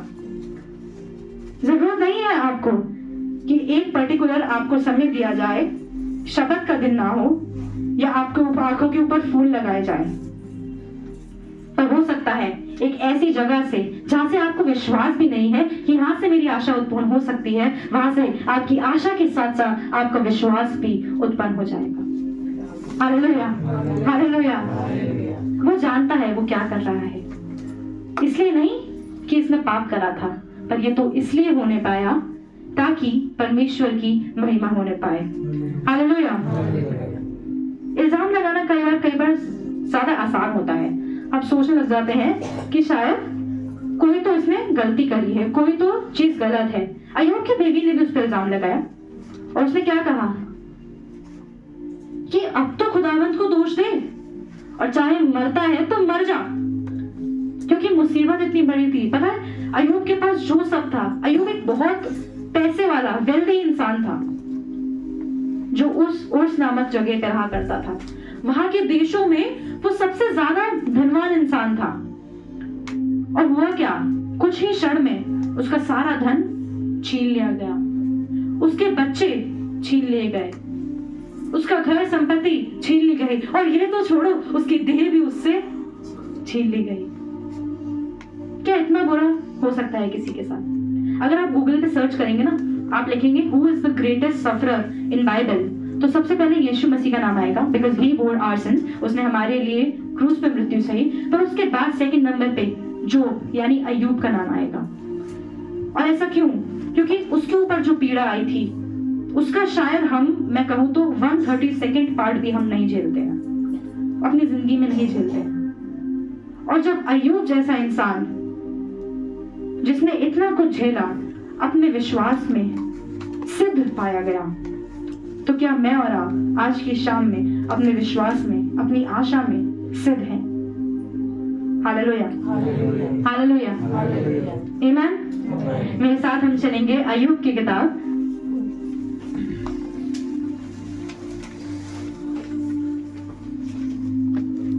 उसका 12वां अध्याय 22 में चलेंगे, 22 में, अय्यूब 22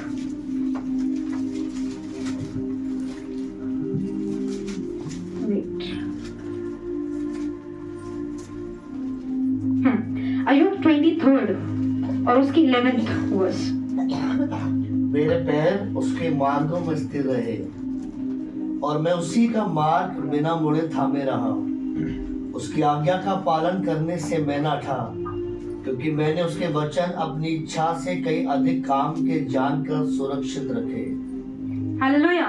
यहाँ पे अय्यूब अपनी बात को कहने लग गया, और जब इसके दोस्त एलिफाज ने इससे पूछा, यानी वही कि ये इस पे इल्जाम लगा रहे थे कि तूने कुछ तो काम करा है, अय्यूब ने इसका जवाब दिया कि मैं अपने विश्वास में सिद्ध रहा। ना मेरे पाँव मेरे रास्ते से इधर गए, ना मेरे पाँव मेरे रास्ते से उधर गए, मैं अपने विश्वास में सिद्ध रहा। ये अपने इनोसेंस का प्रूफ दे रहा है, ये निर्दोष है, ये इस बात का परिमाण दे रहा है, यानी प्रूफ दे रहा है। यहाँ पे ये सिद्ध कर रहा है इस बात को कि मैं अपने विश्वास में बना रहा, और इसके विश्वास में बने रहने से ही इसने सारी परिस्थितियों को झेल लिया। अपने विश्वास में कायम रहना, यानी फिर विश्वास के साथ अपनी आशा के अंदर परिपक्व रहना, हमारी सफरिंग्स में से हमें निकाल देता है। Hallelujah, hallelujah. उसका विश्वास परमेश्वर के अंदर फिर भी बना रहा। कई बार आपकी परिस्थितियां आपकी आइडेंटिटी बन जाती हैं। जैसे हम पढ़ रहे थे यूहन्ना उसके 9वें अध्याय में, वहां पे उस व्यक्ति का नाम नहीं लिखा था। पता है क्या लिखा था? एक अंधा भिखारी जो जन्म से अंधा था। इसकी पहचान, इसकी अंधापन इसकी पहचान बन गई थी। इसका कोई नाम नहीं था, कोई ये नहीं जानता था कि इस भिखारी का नाम क्या है, पर सब ये जानते थे कि ये अंधा है। इसका बोझ, इसका कष्ट, इसकी सफरिंग इसकी पहचान बन गई। हो सकता है अय्यूब को जाना जाता था एक बहुत वेल्दी इंसान, पर अय्यूब की पहचान पता है क्या बन गई? जिसने खुदा के प्रति पाप करा। कई सारे रोगी जो बाइबल में चंगे हुए, उनके नाम नहीं दिए, पर उनके रोग से उनकी पहचान होती थी कि वो कोढ़ी है, वो अंधा है, वो गूंगा है, वो बोल नहीं पाता, वो उठ नहीं पाता। इतनी परिस्थितियों को झेलने के साथ साथ हमारी परिस्थितियां कई बार हमारी पहचान बन जाती हैं। पर जिस प्रकार से खुदा का वचन कहता है, उस तिरस्कार को, आपके तिरस्कार को वो क्या करता है? प्रशंसा में बदल देता है। हालेलुया। ये भिखारी जो अंधा था, वो अब अंधा भिखारी नहीं रहा, पर ये भिखारी जिसने इस पे खुदा का अनुग्रह हुआ, जिसको चंगाई मिली एक सबत के दिन में, एक ऐसे चीज के द्वारा जिसमें लोग इसका तिरस्कार करते थे, अब ये खुदा का गवाह बन गया। इसकी जिंदगी, इसकी परिस्थिति खुदा के लिए गवाही बन गई। हालेलुया। हम गवाही क्यों देते हैं? क्योंकि हम जानते हैं कि जिस परिस्थिति से हम निकल के आए हैं, वो परिस्थिति अब हमारे लिए कहानी नहीं, हमारी गवाही बन गई है। हालेलुया। ये होने का पाता है जब हमारा विश्वास, हमारी आशा हमारे विश्वास के साथ जुड़ी रहती है, और हम उस आशा के साथ अपनी सफरिंग्स में चलते हैं। हालेलुया। क्या आप समझ पा रहे हैं? आमीन। क्या आपको आनंद आ रहा है? आप बोर तो नहीं हो रहे? किसी को नींद तो नहीं आ रही? नहीं तो मुस्कुरा के देखिए कोई, क्योंकि मुझे भी यहाँ पे खड़े खड़े करके भी डर लगने लग जाता है। हालेलुया। परमेश्वर इस बात की सामर्थ्य रखता है कि वो आपकी परिस्थितियों को बदलना जानता है, पर अपनी आशा को अपने कष्टों में गिरने ना दे, क्योंकि आपकी आशा मजबूत होती है तो आपके कष्ट जो आपकी पहचान बन चुके हैं, वो भी बदल के आपकी गवाही बन जाते हैं। आमीन। Hallelujah, hallelujah. इससे पहले हम आगे चले, मैं ये चाहती हूँ कि आप बोर ना हो और आपका मतलब अटेंशन स्पैन बना रहे। और आज के टाइम पे साइंटिफिकली प्रूवन है कि 3 मिनट से ज्यादा किसी इंसान का अटेंशन स्पैन नहीं है। तो और मैं तो शायद आधे घंटे प्रीच कर चुकी हूँ, तो मैं जरूर से चाहूंगी कि एक बार जोरदार ताली हो जाएंगे आप अपने आप के लिए।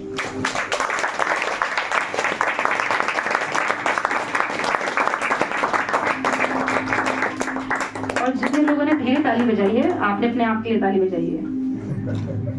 कई लोग ऐसे ताली बजा रहे थे। एक बार फिर से अपने आप के लिए जोर से बजाएंगे, क्योंकि आप मेरे खुदा के वचन को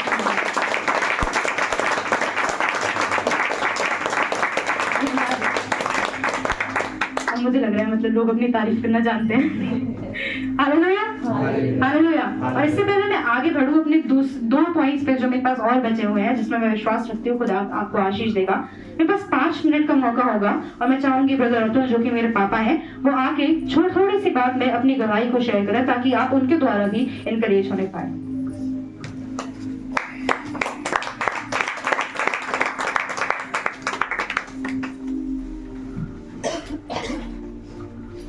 praise the Lord, praise the Lord.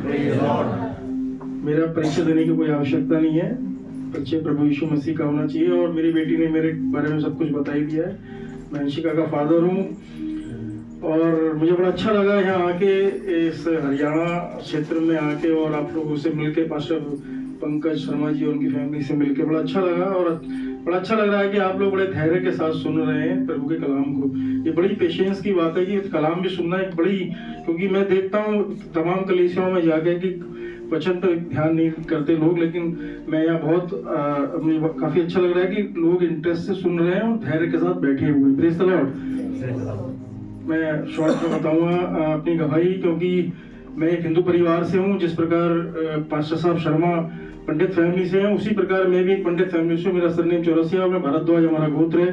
हम भी उस फैमिली से निकल कर आए हैं प्रभु 2007 में। वैसे तो वचन करीब 30-35 साल पहले हमारे चाचा के द्वारा हमारे अंदर बोया गया था, लेकिन फलवंत हुआ 2007 में। 2007 में हमारे परिवार में बीच फलवंत हुआ। उस कारण मैं प्रभु यीशु मसीह को जानने पाया। और मैं प्रभु यीशु मसीह के लिए अपने चाचा को बहुत बुरा भला कहता था कि आप झोला लेके कहाँ जाते हैं, बाइबल का प्रचार करते हैं, इसमें आपको क्या मिलता है, ये मैं खुद कहता था। लेकिन मैं नहीं जानता था कि प्रभु यीशु मसीह क्या है और प्रभु यीशु मसीह क्या कर सकता है, क्योंकि हमने अपने जीवन को अपना धर्म परिवर्तन नहीं किया है, हमने क्या किया, अपना हृदय परिवर्तन किया है। तो हम हृदय परिवर्तन किए हुए लोग हैं, ना कि धर्म परिवर्तन किए हुए लोग। यदि आपसे कोई समाज में पूछता है कि आपने धर्म परिवर्तन किया है, तो आप कहें धर्म परिवर्तन नहीं किया है ब्रदर, हमने अपना हृदय परिवर्तन किया है। क्योंकि हमने जब बाइबल को जाना, प्रभु यीशु मसीह को जाना, क्योंकि प्रभु यीशु मसीह सब जातियों का प्रभु है। तो मेरी गवाही यही है कि तब उससे कहें कि प्रभु सारी जातियों का, सब जातियों का, जितने भी पृथ्वी पे लोग हैं उनका क्या है, मसीह है, यीशु मसीह है, उसका उनका परमेश्वर है। तो मैं बताना चाहूँगा कि मेरा परिवार, मैं 2007 में प्रभु यीशु मसीह को जाने और धीरे धीरे प्रभु यीशु मसीह में हम चले। मैं एक कॉर्पोरेट इंडस्ट्री से बिलोंग करता हूँ।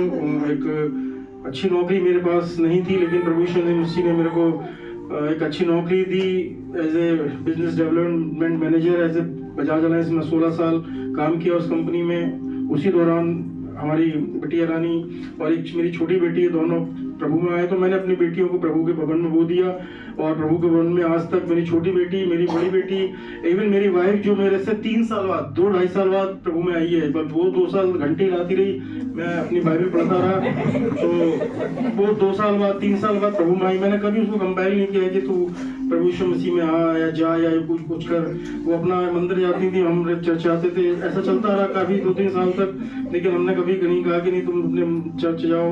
लेकिन एक दिन खुदा तोड़ता है, परमेश्वर तोड़ता है। पर प्रभु में आज मुझसे आगे मेरी वाइफ है, मेरे दोनों बच्चे हैं। मैं क्योंकि कॉर्पोरेट वर्ल्ड में आज भी मैं एक Edelweiss life insurance company limited में एज एसोसिएट बिजनेस पार्टनर हूँ। और मैं व्यस्तता के कारण ज़्यादा समय परमेश्वर को नहीं दे पाता, लेकिन जितना समय मिलता है प्रभु को देता हूँ। और परमेश्वर को भी हम जानने की कोशिश कर रहे हैं और प्रभु में निरंतर बढ़ रहे हैं। हमारी कलीसिया बहुत अच्छी है, पास्टर यहाँ बैठे हैं, इनके पापा सीनियर पास्टर, वो भी हमारे बड़े प्रिय पास्टर हैं, पास्टर पंकज जी जानते हैं उन्हें। और हमने कलीसिया से बहुत बरकत पाई है। और मैं यही कहता हूँ कि अपने पास्टर उसके साथ जो भी जितना भी समय स्पेंड करते हैं उनकी वचनों को सुने, उनसे समझें, उनसे सीखें, और जो यहाँ आता है प्रभु के वचन जो भी दिए जाते हैं उनसे सीखें। कभी किसी से डिबेट ना करें, और प्रभु यीशु मसीह में जितना बढ़ेंगे, जितना इस बाइबल को अपने साथ आप मनन करेंगे, उतना ही परमेश्वर, जिस प्रकार बिटिया बता रही है कि आशा उत्पन्न होती है, विश्वास उस पर उत्पन्न होता है, यही सब चीजें हमारे जीवन में प्रभु यीशु मसीह को लेते हुए कार्य करती हैं। और मैं उम्मीद करता हूँ कि आप सब लोग प्रभु में बढ़ें, और मेरी यही दुआ है, मेरी यही प्रार्थना है प्रभु यीशु मसीह से कि आप सब प्रभु यीशु में और बढ़ें, औरों को बढ़ाएं और आप खुद बढ़ें। जय मसीह। Praise the Lord.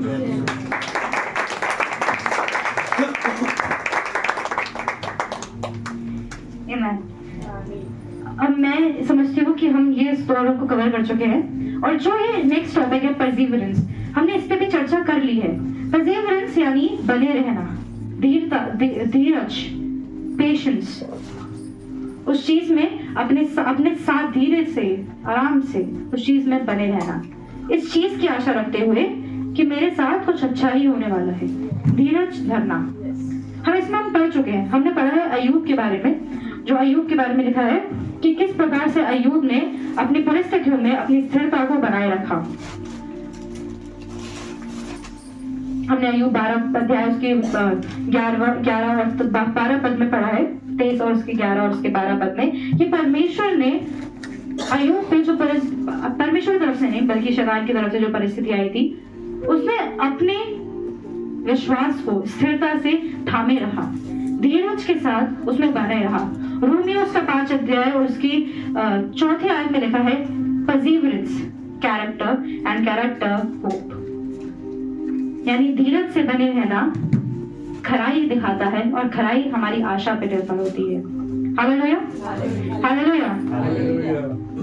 मेरे साथ हम निकाल के पढ़ेंगे यूहन्ना और उसका 9 अध्याय, जिस स्टोरी को हम अभी पढ़ ही रहे हैं, और उसकी 15वीं आयत।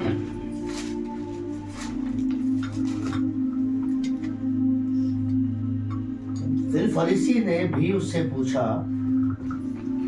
कि उसकी आंखें किस रीति से खुल गई। हालेलुया।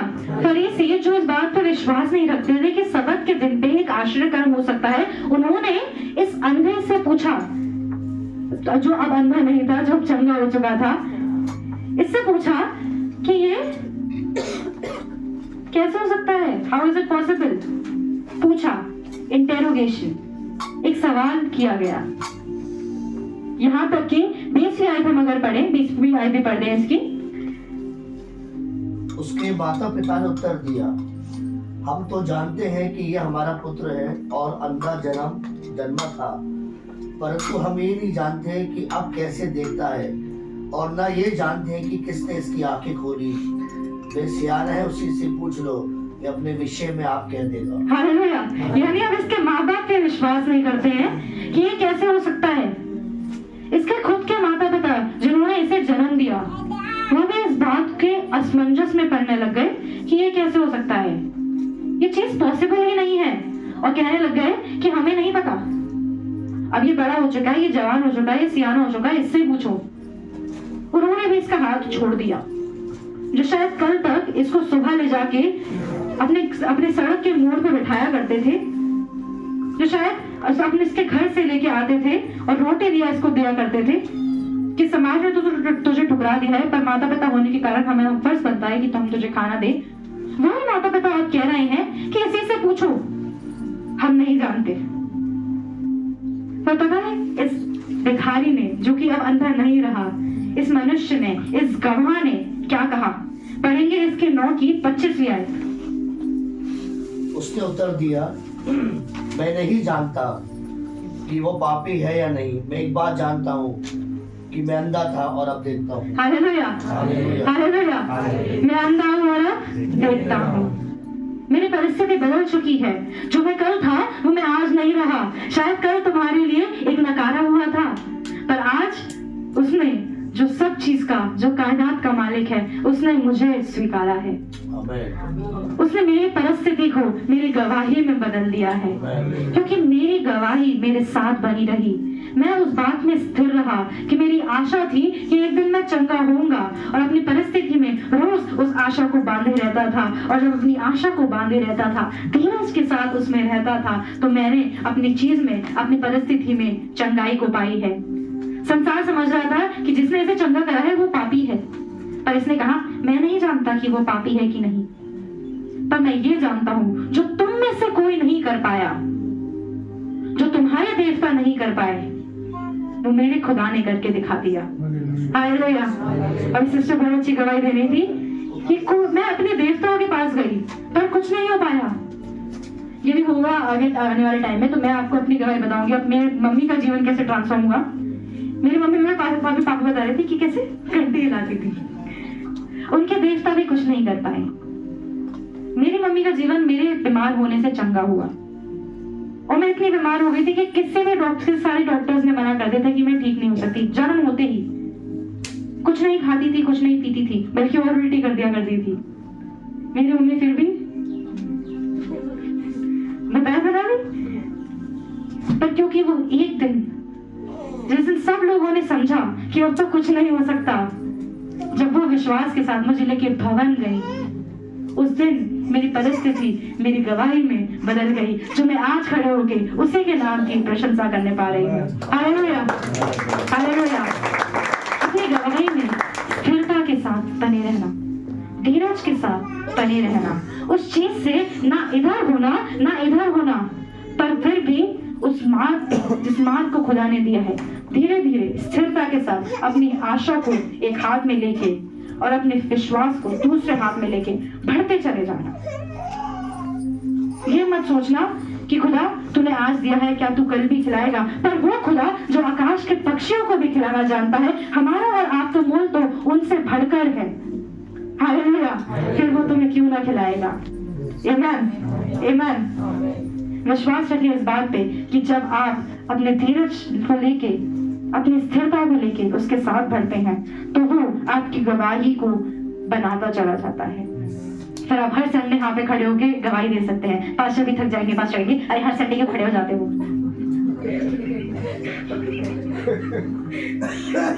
ऐसा होता है, कई बार हमारे चर्च में भी होता है, तो हम हमारे यहाँ के विश्वासी कहते हैं अब क्या करें, खुदा का अनुग्रह इतना होता है। वो थोड़ा देने वाला खुदा नहीं है, वो बहुत देने वाला खुदा है, वो बहुत आयत का खुदा है। हर संडे क्या पास्टर को एक और मीटिंग रखनी पड़ेगी, शायद गुरुवार को कि एक और मीटिंग रखो, हम उसमें भी गवाही देंगे। हालेलुया। क्या तैयार है ऐसे आशीष को पाने के लिए जो प्रतिदिन आपकी गवाही बनाती है। हालेलुया। आपकी पहचान वो बदल सकता है, आपकी सफरिंग्स को आपकी टेस्ट मनी में बदल सकता है। आमीन, आमीन। इसमें यहाँ पे लिख देती हूँ,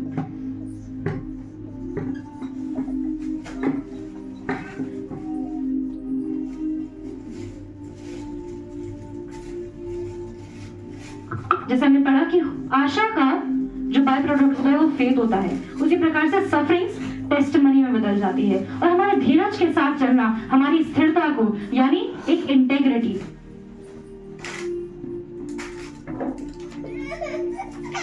इंटेग्रिटी दिखाती है। हालेलुया, आमीन। और जो हमारा फोर्थ टॉपिक है वो काफी सिंपल है, कैरेक्टर, चरित्र, हमारा खरा बना रहना। जैसे हमने पहले एग्जाम्पल में समझा कि किस प्रकार से योना को जब वो इस बात का तिरस्कार करने लग गया कि मैं खुदा की आज्ञा को नहीं मानूंगा, वो चलने लग गया, पर शायद खुदा योना को कुछ और सिखाना चाहता था। शायद परमेश्वर योना के द्वारा एक नई गवाही बनाना चाहता था।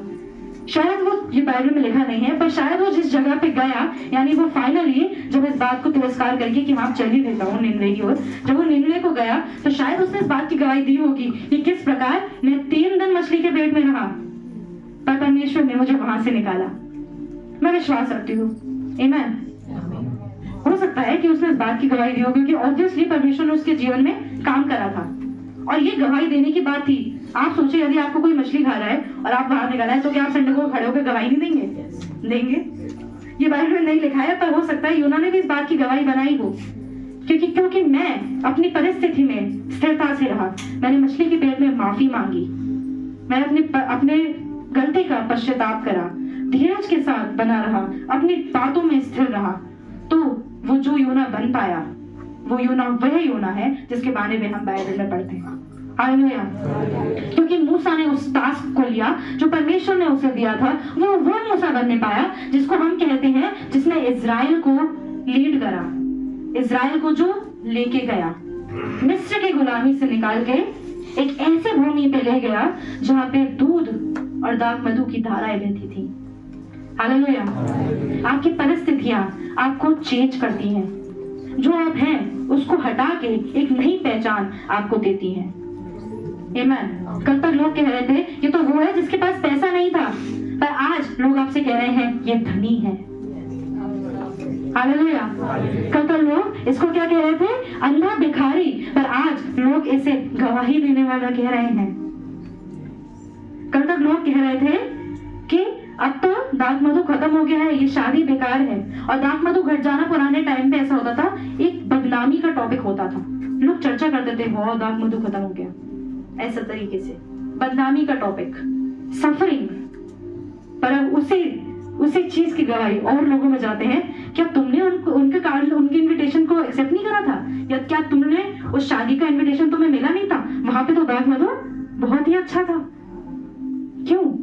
क्योंकि वो बदनामी को एक प्रशंसा में बदलना जानता है, वो आपकी परिस्थितियों को आपकी प्रशंसा में बदलना जानता है, वो आपके कैरेक्टर को, आपके चरित्र को, आपके खरे उतरने को बदल देता है।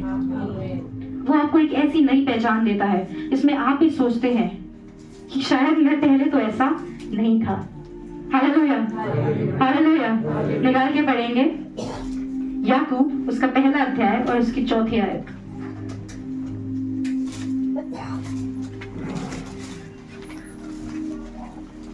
पर धीरज को अपना पूरा काम करने दो कि तुम पूरे और सिद्ध हो जाओ और तुम में किसी बात की घटी ना रहे। हालेलुया। पर धीरज को अपना काम करने दो, धीरज को वो काम करने दो जो वो करना चाहता है, क्योंकि जब धीरज को तुम अपना काम करने दोगे तो तुम्हारी पूर्णता स्थिर होगी, एक कंप्लीट साइकिल बनने पाएगी, एक पूर्णता, एक कंप्लीटता, एक मैच्योरिटी तुम्हारे अंदर से दिखने पाएगी। और पता है क्यों? क्योंकि जो धीरज काम करता है वो आपके आप को आपके अंदर से बदल देता है, आपके कैरेक्टर को एक नई पहचान देता है, आपको बदल देता है, और कैरेक्टर में आपकी क्या बनती है? आइडेंटिटी। आपकी नई पहचान। आज आपकी नई पहचान क्या है? लोग कल तक आपको घंटी लाने वाला कहते थे, पर आज लोग आपको चर्च का वह विश्वासी कहते हैं जिसकी प्रार्थना करने से लोग चंगाई पाते हैं। कल तक लोग कहते थे कि वो ये वह गरीब है जिसके पास खुद रोटी खाने के पैसे नहीं थे, पर आज आप यहाँ पे कलीसिया में खड़े होके माइक पकड़ के गीत गाने पा रहे हैं। ये वो पहचान है जो आपकी परिस्थितियों के द्वारा परमेश्वर ने आपकी गवाही में बदल दी है। हालेलुया। हालेलुया। क्योंकि जो धैर्य काम करने पर है वो हमें परिपूर्ण और परिपक्व बनाता है। आमीन। आमीन। आप इसको आगे और भी पढ़ सकते हैं, आप नोट्स में पढ़ सकते हैं, काफी सारी चीजें मैं सारा डिटेल में नहीं जाऊंगी क्योंकि टाइम ज्यादा हो रहा है, पर बताना इस बात को चाहूंगी कि यदि आप पे संकट आके पड़ता है तो इस बात को ना भूलें कि आपकी पहचान जो है, उस संकट में आपकी पहचान जो है वो पलटने जा रही है। आमीन। यदि आज आप इस बोझ के साथ इस चर्च में आए हैं, खुदा मेरे पास तो कोई और रास्ता ही नहीं बचा है, अब मैं कहाँ जाऊं, मैं तेरे भवन में आके बैठा हूँ, मेरी पुकार को सुन। एक आशा है मेरे अंदर जो मेरी परिस्थिति में मेरे धीरज को बढ़ाने पाए, और मेरे धीरज के द्वारा मैं इस परिस्थिति से बाहर आने पाऊं। तो कहना इस बात को चाहती हूँ कि अपनी आशा छोड़ ना दे, अपनी आशा के बीज को लेके चले, और जब ये भूमि पर पड़ेगा तो इसके द्वारा जो पेड़ उत्पन्न होंगे उससे आप ही नहीं पर आपका घराना भी फलवंत होने पाएगा। हालेलुया। खुदा का वचन कहता है कि एक धर्मी के द्वारा उसका पूरा घराने का उद्धार होगा। हालेलुया। प्रार्थना करते रहे, अपने विश्वास में बने रहे, और जब ऐसा होता है, जब हम परिस्थिति में से बाहर निकल आते हैं, अच्छा क्या होगा? जैसे मैंने पहले एग्जाम्पल लिया था, उसी फर्स्ट एग्जाम्पल पे चलते हैं। यदि मम्मी ने अब मैगी बना के आपको दे दी है, अब मम्मी ने आपकी बात सुन ली, क्या अगली बार जब मम्मी कहेंगी कि मैं अब पनीर बनाने पर हूँ, तो क्या आपकी आशा छोटी होगी या और बड़ी होगी? बड़ी छोटी होगी कि बड़ी बड़ी होगी? बड़ी बड़ी होगी, राइट? जब उस चीज को यानी उस आशा के पूरे प्रोसेस से हम निकल चुके होते हैं तो हमारी आशा फिर जो छोटी थी वो छोटी नहीं रहने पाती है। पहले हमारी आशा इतनी थी, छोटी सी, एक राई के दाने के बराबर, पर अब वो आशा बड़ी होती चली जाती है जब हम इस पूरे प्रोसेस से निकल जाते हैं। Hallelujah, hallelujah. यानी हम जब हमारी आशा उसके अंदर रहती है, हम अपने सफरिंग्स में से निकल पाते हैं, उसके बाद हम धीरज में बने रहते हैं और हम बदल जाते हैं, तो हम वो नहीं रहते जो पहले थे, जिसके पास इतना छोटी सी आशा थी। पर इस आशा के पूरे होने से हमारा फिर से एक नई आशा उत्पन्न होती है और ये आशा उस छोटी आशा के मुकाबले एक बड़ी आशा बनने पाती है। Hallelujah, hallelujah. क्या अगली बार अगर अय्यूब के ऊपर ऐसी परिस्थिति आएगी, वैसे तो अब नहीं आएगी, पर आप सोचें कि यदि आई होती तो क्या अय्यूब अपनी आशा को जिस प्रकार से पहले था ऐसे ही बनाता या इससे और बड़ी आशा को बनाता? और बड़ी आशा को बनाता। हालेलुया। यदि आपके ऊपर दूसरी अगर मुसीबत आती है तो फिर आपकी आशा उतनी ही नहीं रहती, पर मेरा विश्वास ये रहता है कि अब तो मेरी आशा पूरी हो गई है, अब मैं एक और बड़ी चीज की उम्मीद कर सकती हूँ। यदि इस बेटी के पास अब 3 वॉच है, अब खुदा कहेगा ये तीनों वॉच किसी को दे दो, तो क्या ये डरेगी?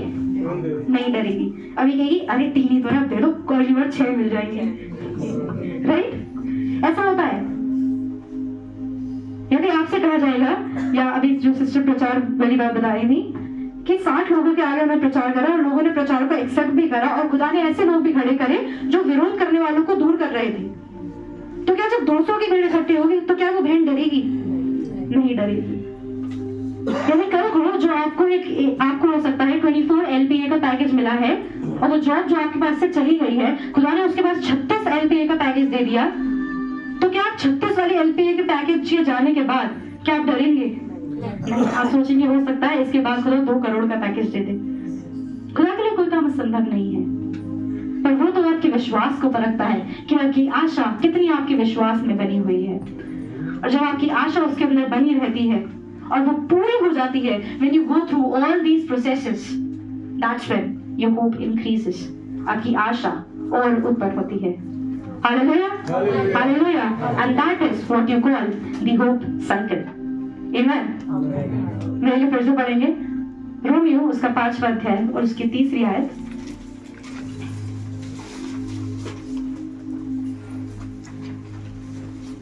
केवल ये नहीं कि हम कलेशों में भी घमंड करें, ये जानकर कि कलेश से धीरज और धीरज से खरा निकलना और खरे निकलने से आशा उत्पन्न होती है और आशा से लज्जा नहीं होती, क्योंकि पवित्र आत्मा जो हमें दिया गया है उसके द्वारा परमेश्वर का प्रेम हमारे मन में डाला गया है। हालेलुया। यानी इस बात को आप ध्यान रखें कि आशा से आपकी शर्म, एक शेम उत्पन्न नहीं होती है, पर क्या उत्पन्न होता है? आशा के बाद एक और नई आशा उत्पन्न होती है। Hallelujah, hallelujah. यानी आशा से, फिर से पहले आशा से, आप सब इधर देखें, पास्टर पढ़ रहे हैं। आशा से लज्जा नहीं होती, क्योंकि पवित्र आत्मा जो हमें दिया गया उसके द्वारा परमेश्वर का प्रेम हमारे मन में डाला गया है। नहीं, 3री से। केवल ये नहीं वरन हम कलेशों में भी घमंड करें, ये जानकर कि कलेश से धीरज और धीरज से खरा निकलना और खरे निकलने से आशा उत्पन्न होती है। हालेलुया। यानी आशा पे इस बात का घमंड रखें, क्योंकि आज अगर कलेश उत्पन्न हुआ है तो धीरज से आपका खरा निकलना और फिर एक नई आशा उत्पन्न होगी। Hallelujah, hallelujah. मेरे साथ मिलकर कहे, मेरे लिए एक नई आशा उत्पन्न होगी। फिर से बोले, सब नहीं बोल रहे हैं, प्यार से बोले, मेरे लिए एक नई आशा उत्पन्न होगी। आमीन। और इसे हम कहते हैं आशा का चक्र। Praise God. परमेश्वर आपको बहुत आशीष दे।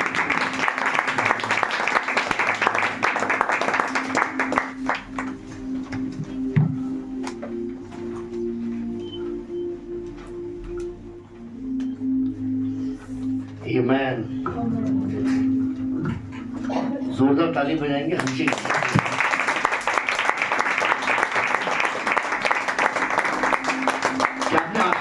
आज शाम?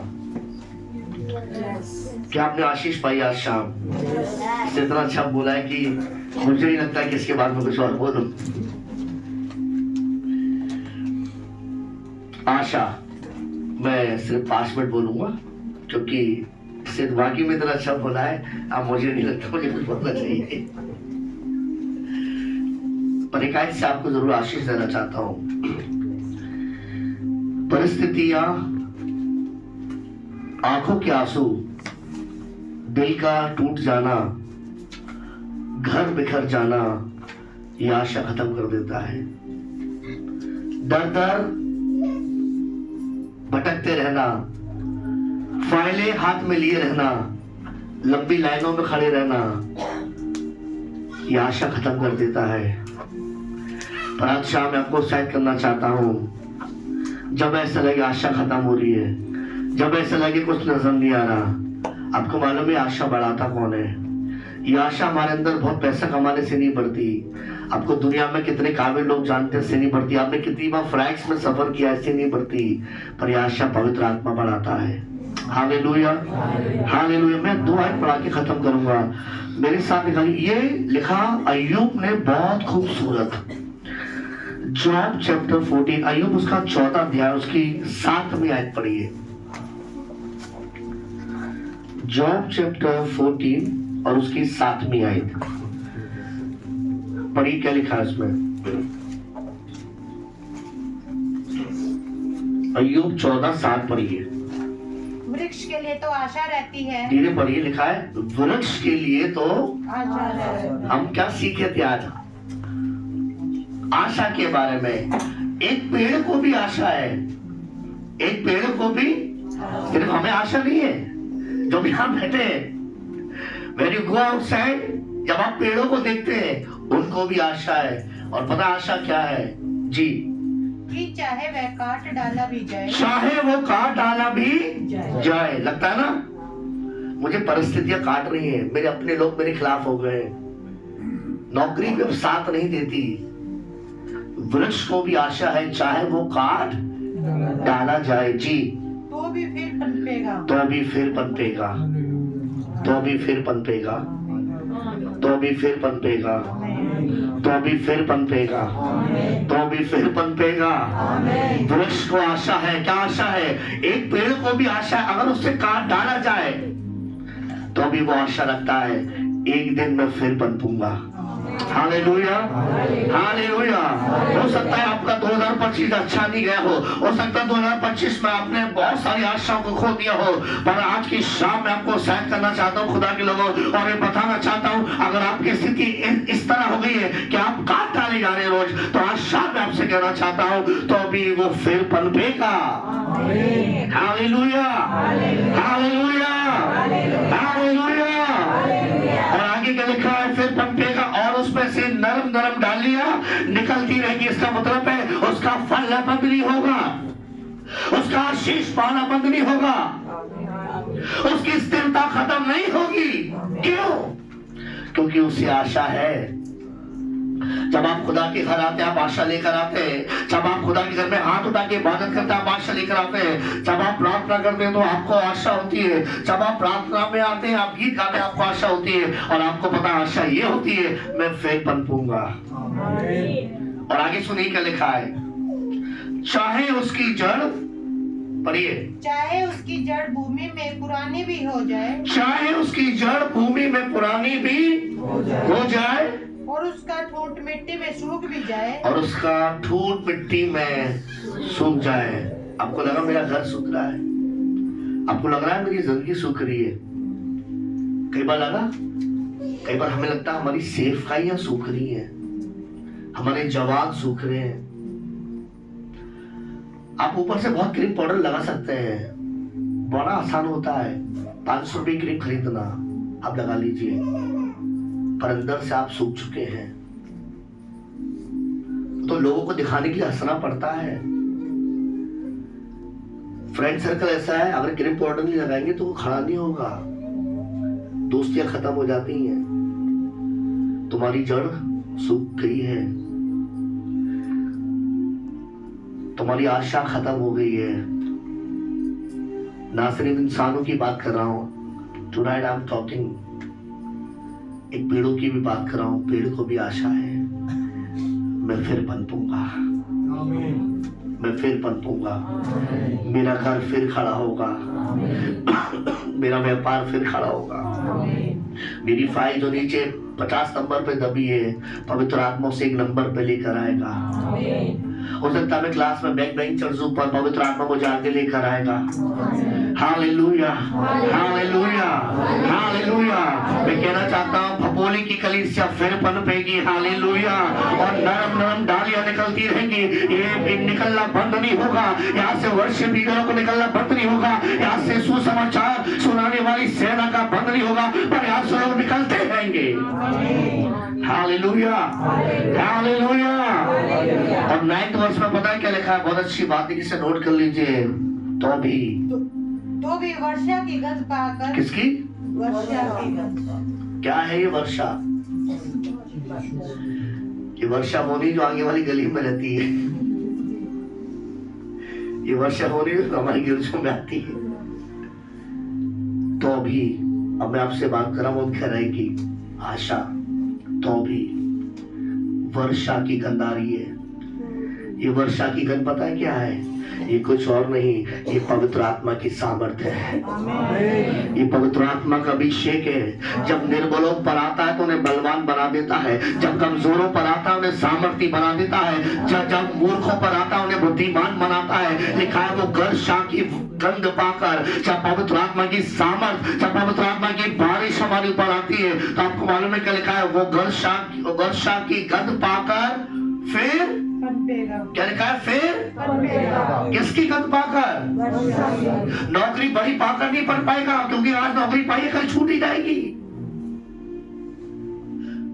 आज 4 लाख रुपए कमाते हो सकता है कल सब कुछ खत्म हो जाए, संसार में बंद हो जाएगा। पर आपसे कहना चाहता हूं, वर्षा की गंध बंद नहीं होगी, वर्षा की गंध बंद नहीं होगी।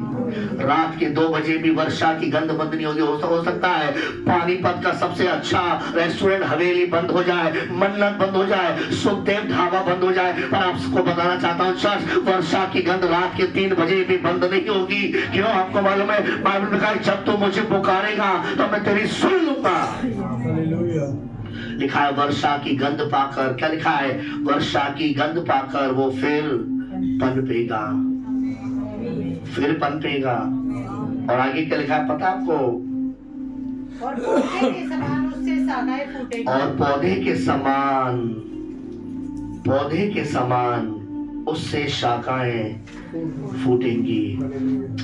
यह है पवित्र आत्मा की सामर्थ, और एक ऐसी सामर्थ जो तुम्हारी आशा को खत्म होने नहीं देता, एक ऐसी सामर्थ जो तुम्हें चर्च में बना के रखेगा, एक ऐसी सामर्थ जो तुम्हें सेवा में हमेशा आगे लेके जाएगा, एक ऐसी सामर्थ जो इस आशा के चक्र को तुम्हारी जिंदगी में पूरा करेगा। और आपको मालूम है कौन कर सकता है? कौन है जो मेरी आशा बना के रख सकता है? ना मेरे माँ बाप, ना मेरे भाई बहन, ना मेरे दोस्त, ना रिश्तेदार, और केवल सिर्फ एक है, और उसका नाम यीशु मसीह नासरी है। मैं पढ़ाना चाहता हूँ, आयत कहाँ लिखी है? रोमन्स चैप्टर 15 एंड वर्स 13 पढ़िए। यह वहां लिखी है, रोमियोस का 15 अध्याय और उसकी 13वीं आयत पढ़िए।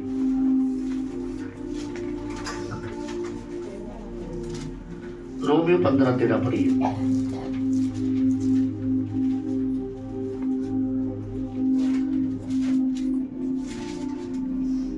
परमेश्वर जो आशा का दाता है, परमेश्वर जो आशा का दाता है, यानी कि किसके पास है आशा?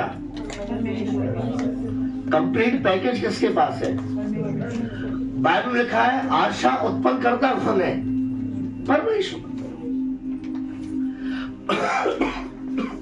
परमेश्वर जो आशा का दाता है जी। तुम्हें विश्वास करने में, तुम्हें विश्वास, अभी बता रही थी ना जी का, अविश्वास आशा की वस्तुओं का निश्चय और अंधे की वस्तुओं का प्रमाण है। रोमियो इब्रानी में लिखा, उसके पास आने वाले को ये विश्वास करना चाहिए कि वो है और अपने खोजने वालों को प्रतिफल देता है। लिखा है तुम्हें विश्वास करने में जी सब प्रकार के आनंद और शांति से, सब प्रकार के आनंद और शांति से परिपूर्ण करे। परिपूर्ण करे। आगे पवित्र आत्मा की सामर्थ्य से अब सुनिए, बढ़ती जाए। पवित्र आत्मा की सामर्थ्य से तुम्हारी आशा बढ़ती जाए। यानी कि आशा ऐसी नहीं बढ़ती, आशा 2 गीत गाने से नहीं बढ़ती। आप 2 गीत आप तो आज गा लेंगे, हो सकता शाम तक कोई गीत आपके लिए 2 वाले गीत हो जाए। कौन है जो आप आशा को बढ़ा रहा है? जब आप बहुत निराश होते हैं, आपका माइंड काम नहीं करता, तब पवित्र आत्मा क्या करता है आपको मालूम है? आपकी आशा जो खत्म हो गई है, आपकी आशा जो आप निराश हो गए, वो आता है पवित्र आत्मा और वो कहता है मेरी बेटी, मेरे बेटे, तू दोबारा दौड़ सकती है। हालेलुया, तू दोबारा दौड़ सकती है। तेरा घर दौड़ेगा, तेरी सेवकाई दौड़ेगी। बाइबल में लिखा है जो यहोवा की बाट जोते वो क्या करेंगे? वो नया बल पाएंगे। और ये नया बल, ये नई आशा किसके थ्रू हमें मिलती है? By the power of the Holi spirit, जो मेरी आशा को बढ़ाता है। 4 किलो संतरे खाने से आशा नहीं बढ़ती। अगर 4 किलो संतरे खाने से आशा बढ़ रही होती तो मैं कहता हूं 4 किलो संतरे के 16 किलो संतरे घर में होते। क्यों भाई साहब?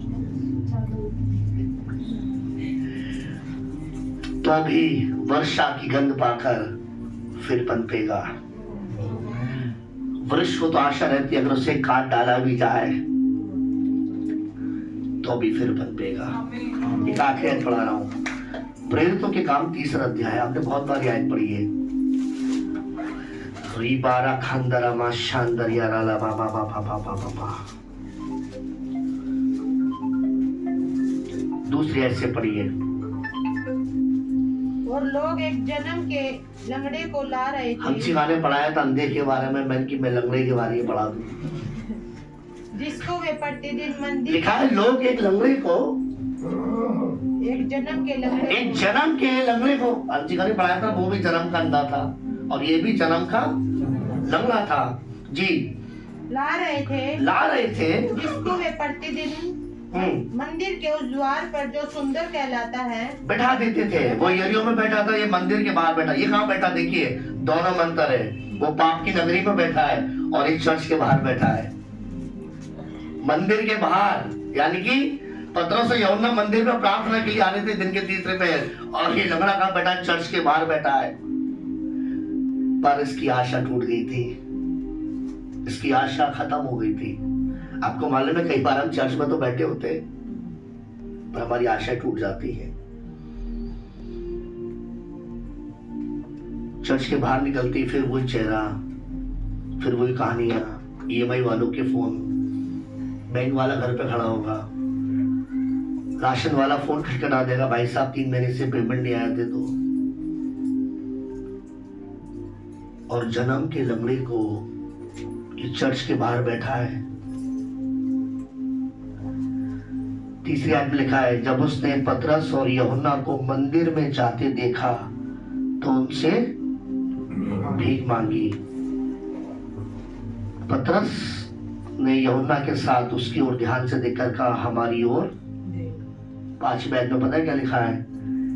अत वे उनसे कुछ पाने की आशा रखते हुए, लंगड़ा है पर आशा तो है, लंगड़ा है आशा है, मेरा खादिम है, मेरा तो पादरी है पर आशा है। ये लिखा 5वें आयत में, अंत में उससे कुछ पाने की आशा रखते हुए उनकी ओर ताकने लगा। अच्छा हम अब किसकी ओर ताक रहे हैं?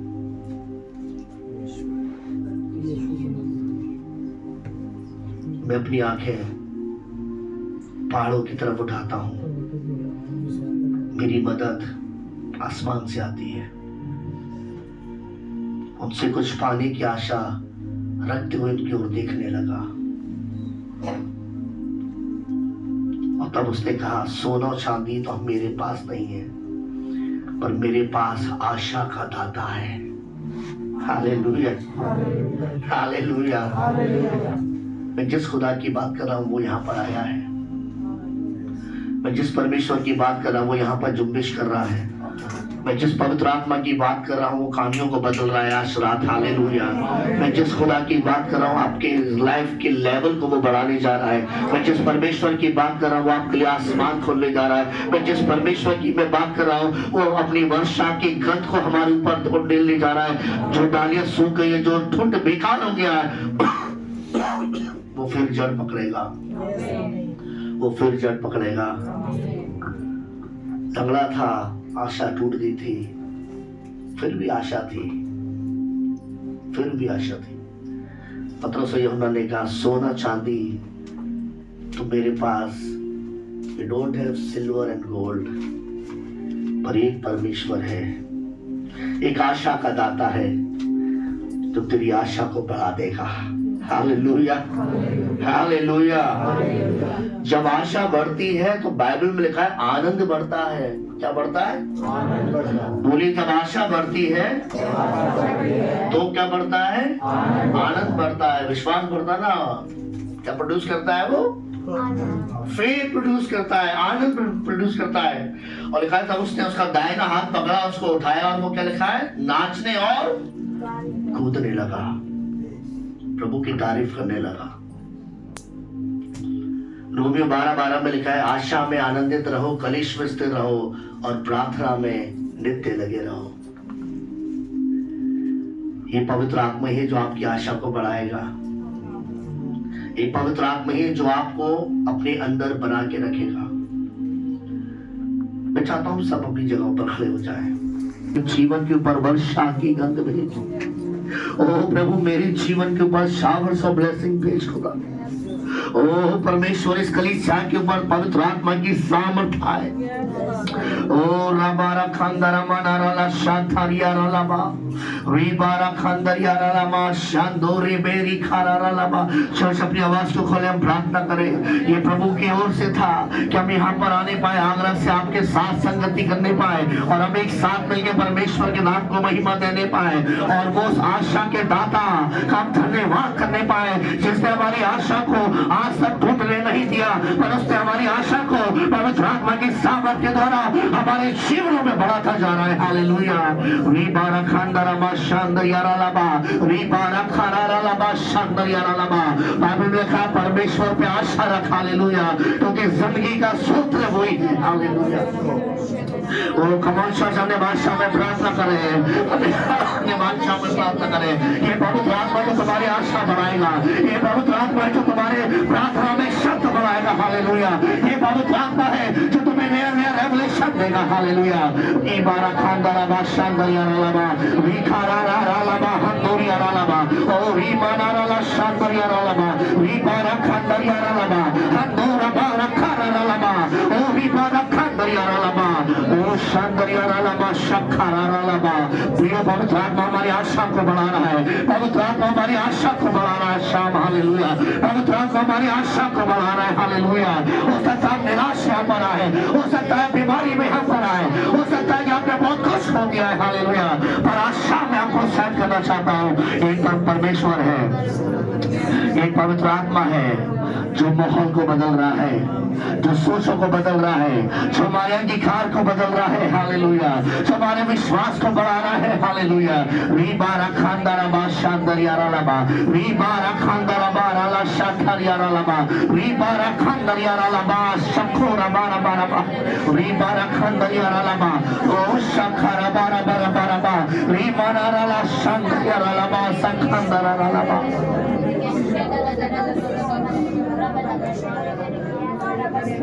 रीबारा खांदरा रालाबा।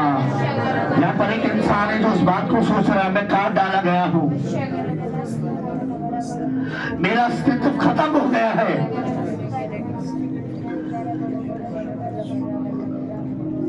मैं अपनी पहचान बनाने की कोशिश तो करती हूँ पर बन नहीं पा रही है। आज पवित्र आत्मा मुझसे कह रहा है मैं इस बात को बोलूं, तेरे ऊपर वर्षा की गंध आ रही है, तेरे ऊपर वर्षा की गंध आ रही है। जब वर्षा की गंध आती है, लिखा है नरम नरम डालियां निकलती हैं। रिसीव करें, रिसीव करें इसी समय।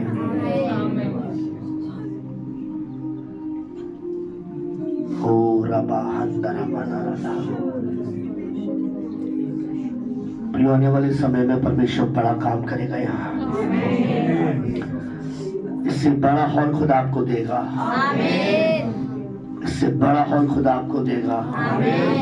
ये पवित्र आत्मा के द्वारा होगा, ना तो बल से ना शक्ति से, पर तेरी आत्मा के द्वारा होगा। प्रभु मैं प्रार्थना करता हूँ तेरे खादिम के लिए, पास्टर पंकज के लिए, उनकी वाइफ के लिए, एंटायर टीम के लिए, जिन्होंने प्रभु इस मीटिंग के लिए मेहनत करी, सफल बनाया। और प्रभु हम चारों को यहाँ आना हमारे लिए बरकत का कारण बना है। प्रभु ये कनेक्शन, ये रिलेशन सदा ऐसी बना रह सके, हर जोड़ मिलकर एक प्रवाह पैदा करे। हमारी आशा सदा तुझ पर बनी रह सके, और पवित्र आत्मा हमारी आशा को बढ़ा, हमारी आशा को बढ़ा। जितने लोग आ जाएं उन्हें ब्लेस कर प्रभु, जब हम अगली बार यहाँ पर आए इससे डबल लोग यहाँ पर होने पाए और तेरे नाम को महिमा देने पाए, तेरे नाम को इज्जत मिले। यीशु के नाम से मांगते हैं, आमीन। धन्यवाद करता हूँ इस अपॉर्चुनिटी के लिए जो आपको यहाँ पर मिली कि हम आपके साथ मिलकर इबादत करें, आपके एक साथ मिलकर खुदा के नाम को धन्यवाद दें कि आपने आज शाम आशीष पाई है। मैं चाहता हूँ कि आप हमारी इस टीम के लिए अपनी प्रार्थनाओं में जरूर से याद रखें। हम पूरे भारत में हमें जाना है और ऐसी प्रभु के काम को करना है। So we need your prayers, but also हमें आपके प्रार्थनाओं की ज़रूरत है। ज़रूर से टाइम निकालें, आप हमारे लिए प्रार्थना करें ताकि प्रभु का काम बढ़ता जाए। हर जोड़ मिलकर एक प्रभाव उत्पन्न करता है। हम पास्टर पंकज के लिए बड़े शुक्रगुजार हैं, उनकी फैमिली के लिए, भाविका के लिए, जिन्होंने हमारी अच्छी मेहमान नवाजी करी, उनके प्यार के लिए, उनकी मोहब्बत के लिए खुदा उन्हें भी बहुत बहुत बरकत दे। हम आपसे कहना चाहते हैं कि ऐसे एक दूसरे के साथ खड़े रहिए, प्रार्थना में खड़े रहिए और सहयोग करिए प्रभु के कामों में। अगर आप चाहते हैं कि आपके लिए सभा के बाद प्रार्थना की जाए, मैं यहाँ पर हूँ, आपके लिए प्रार्थना करूँगा पर्सनल। पर मैं चाहता हूँ हंसिका यहाँ पर फर्स्ट टाइम यहाँ पर आइए, ये आपके लिए प्रार्थना करेगी। आप इसको अपनी प्रेयर रिक्वेस्ट बता सकते हैं, ये आपके लिए प्रार्थना करेगी। पास्टर पंकज यहाँ पर है, हम लोग आपके लिए प्रार्थना करेंगे। भाविका यहाँ पर है, ये आपके लिए प्रार्थना करेगी। अगर आप चाहते हैं कोई खास बात है तो मैं चाहता हूँ जरूर से आप प्रार्थना कराएं, ताकि जब हम यहाँ से जाएं तो मैं विश्वास करता हूँ इंसानों को नहीं, पेड़ भी कह रहा है मैं काट डाला भी जाऊं कोई बात नहीं, वर्षा की गंध पाकर फिर पनपूंगा। So once again thank you so much, thank you very much आपके आने के लिए। हम दिल से खुदा के और आपके निहायती शुक्रगुजार हैं कि आसमान के खुदा आपको गैर फानी बरकतों से नवाजे और अपने राज्य में आपका बहुत बहुत इस्तेमाल करे। Thank you so much. ठीक है जी, वचन से सभी ने आशीष पाई है। आमीन। मोल लेने के लिए भी तैयार हैं। आमीन, हालेलुया। ठीक है जी, तो उसी के अंतर्गत एक भजन हम सिस्टर सुरजीत के साथ गाएंगे धन्यवाद का, और सभी लोग जो भी प्रभु के राज्य में बोलना चाहते हैं वो हो सकते हैं। उसके बाद एक छोटी सी रिफ्रेशमेंट का आप सभी के लिए इंतजाम है, वो लेके जरूर आप जाइएगा। ठीक है जी, ठीक है। जो प्रार्थना करवाना चाहते हैं उसके बाद पास्टर से मिल सकते हैं, प्रार्थना करवा सकते हैं। कल संडे की मीटिंग का टाइम वही रहेगा, कितना, 1 बजे से 3 बजे तक। तो सभी कल जरूर आना। ये कोई नहीं सोचा कि आज आ गए हैं जी कल की तो छुट्टी कर लेंगे, नहीं। कल जो वचन है वो इससे आगे आएगा जो आज है। ठीक है, तो आपको वो और आशीष करेगा। आमीन। ठीक है जी, सिस्टर सुरजीत के साथ एक भजन गाएंगे, वो फिर बॉक्स आगे है जो जोर देना चाहते हैं वो बोलते जाएंगे।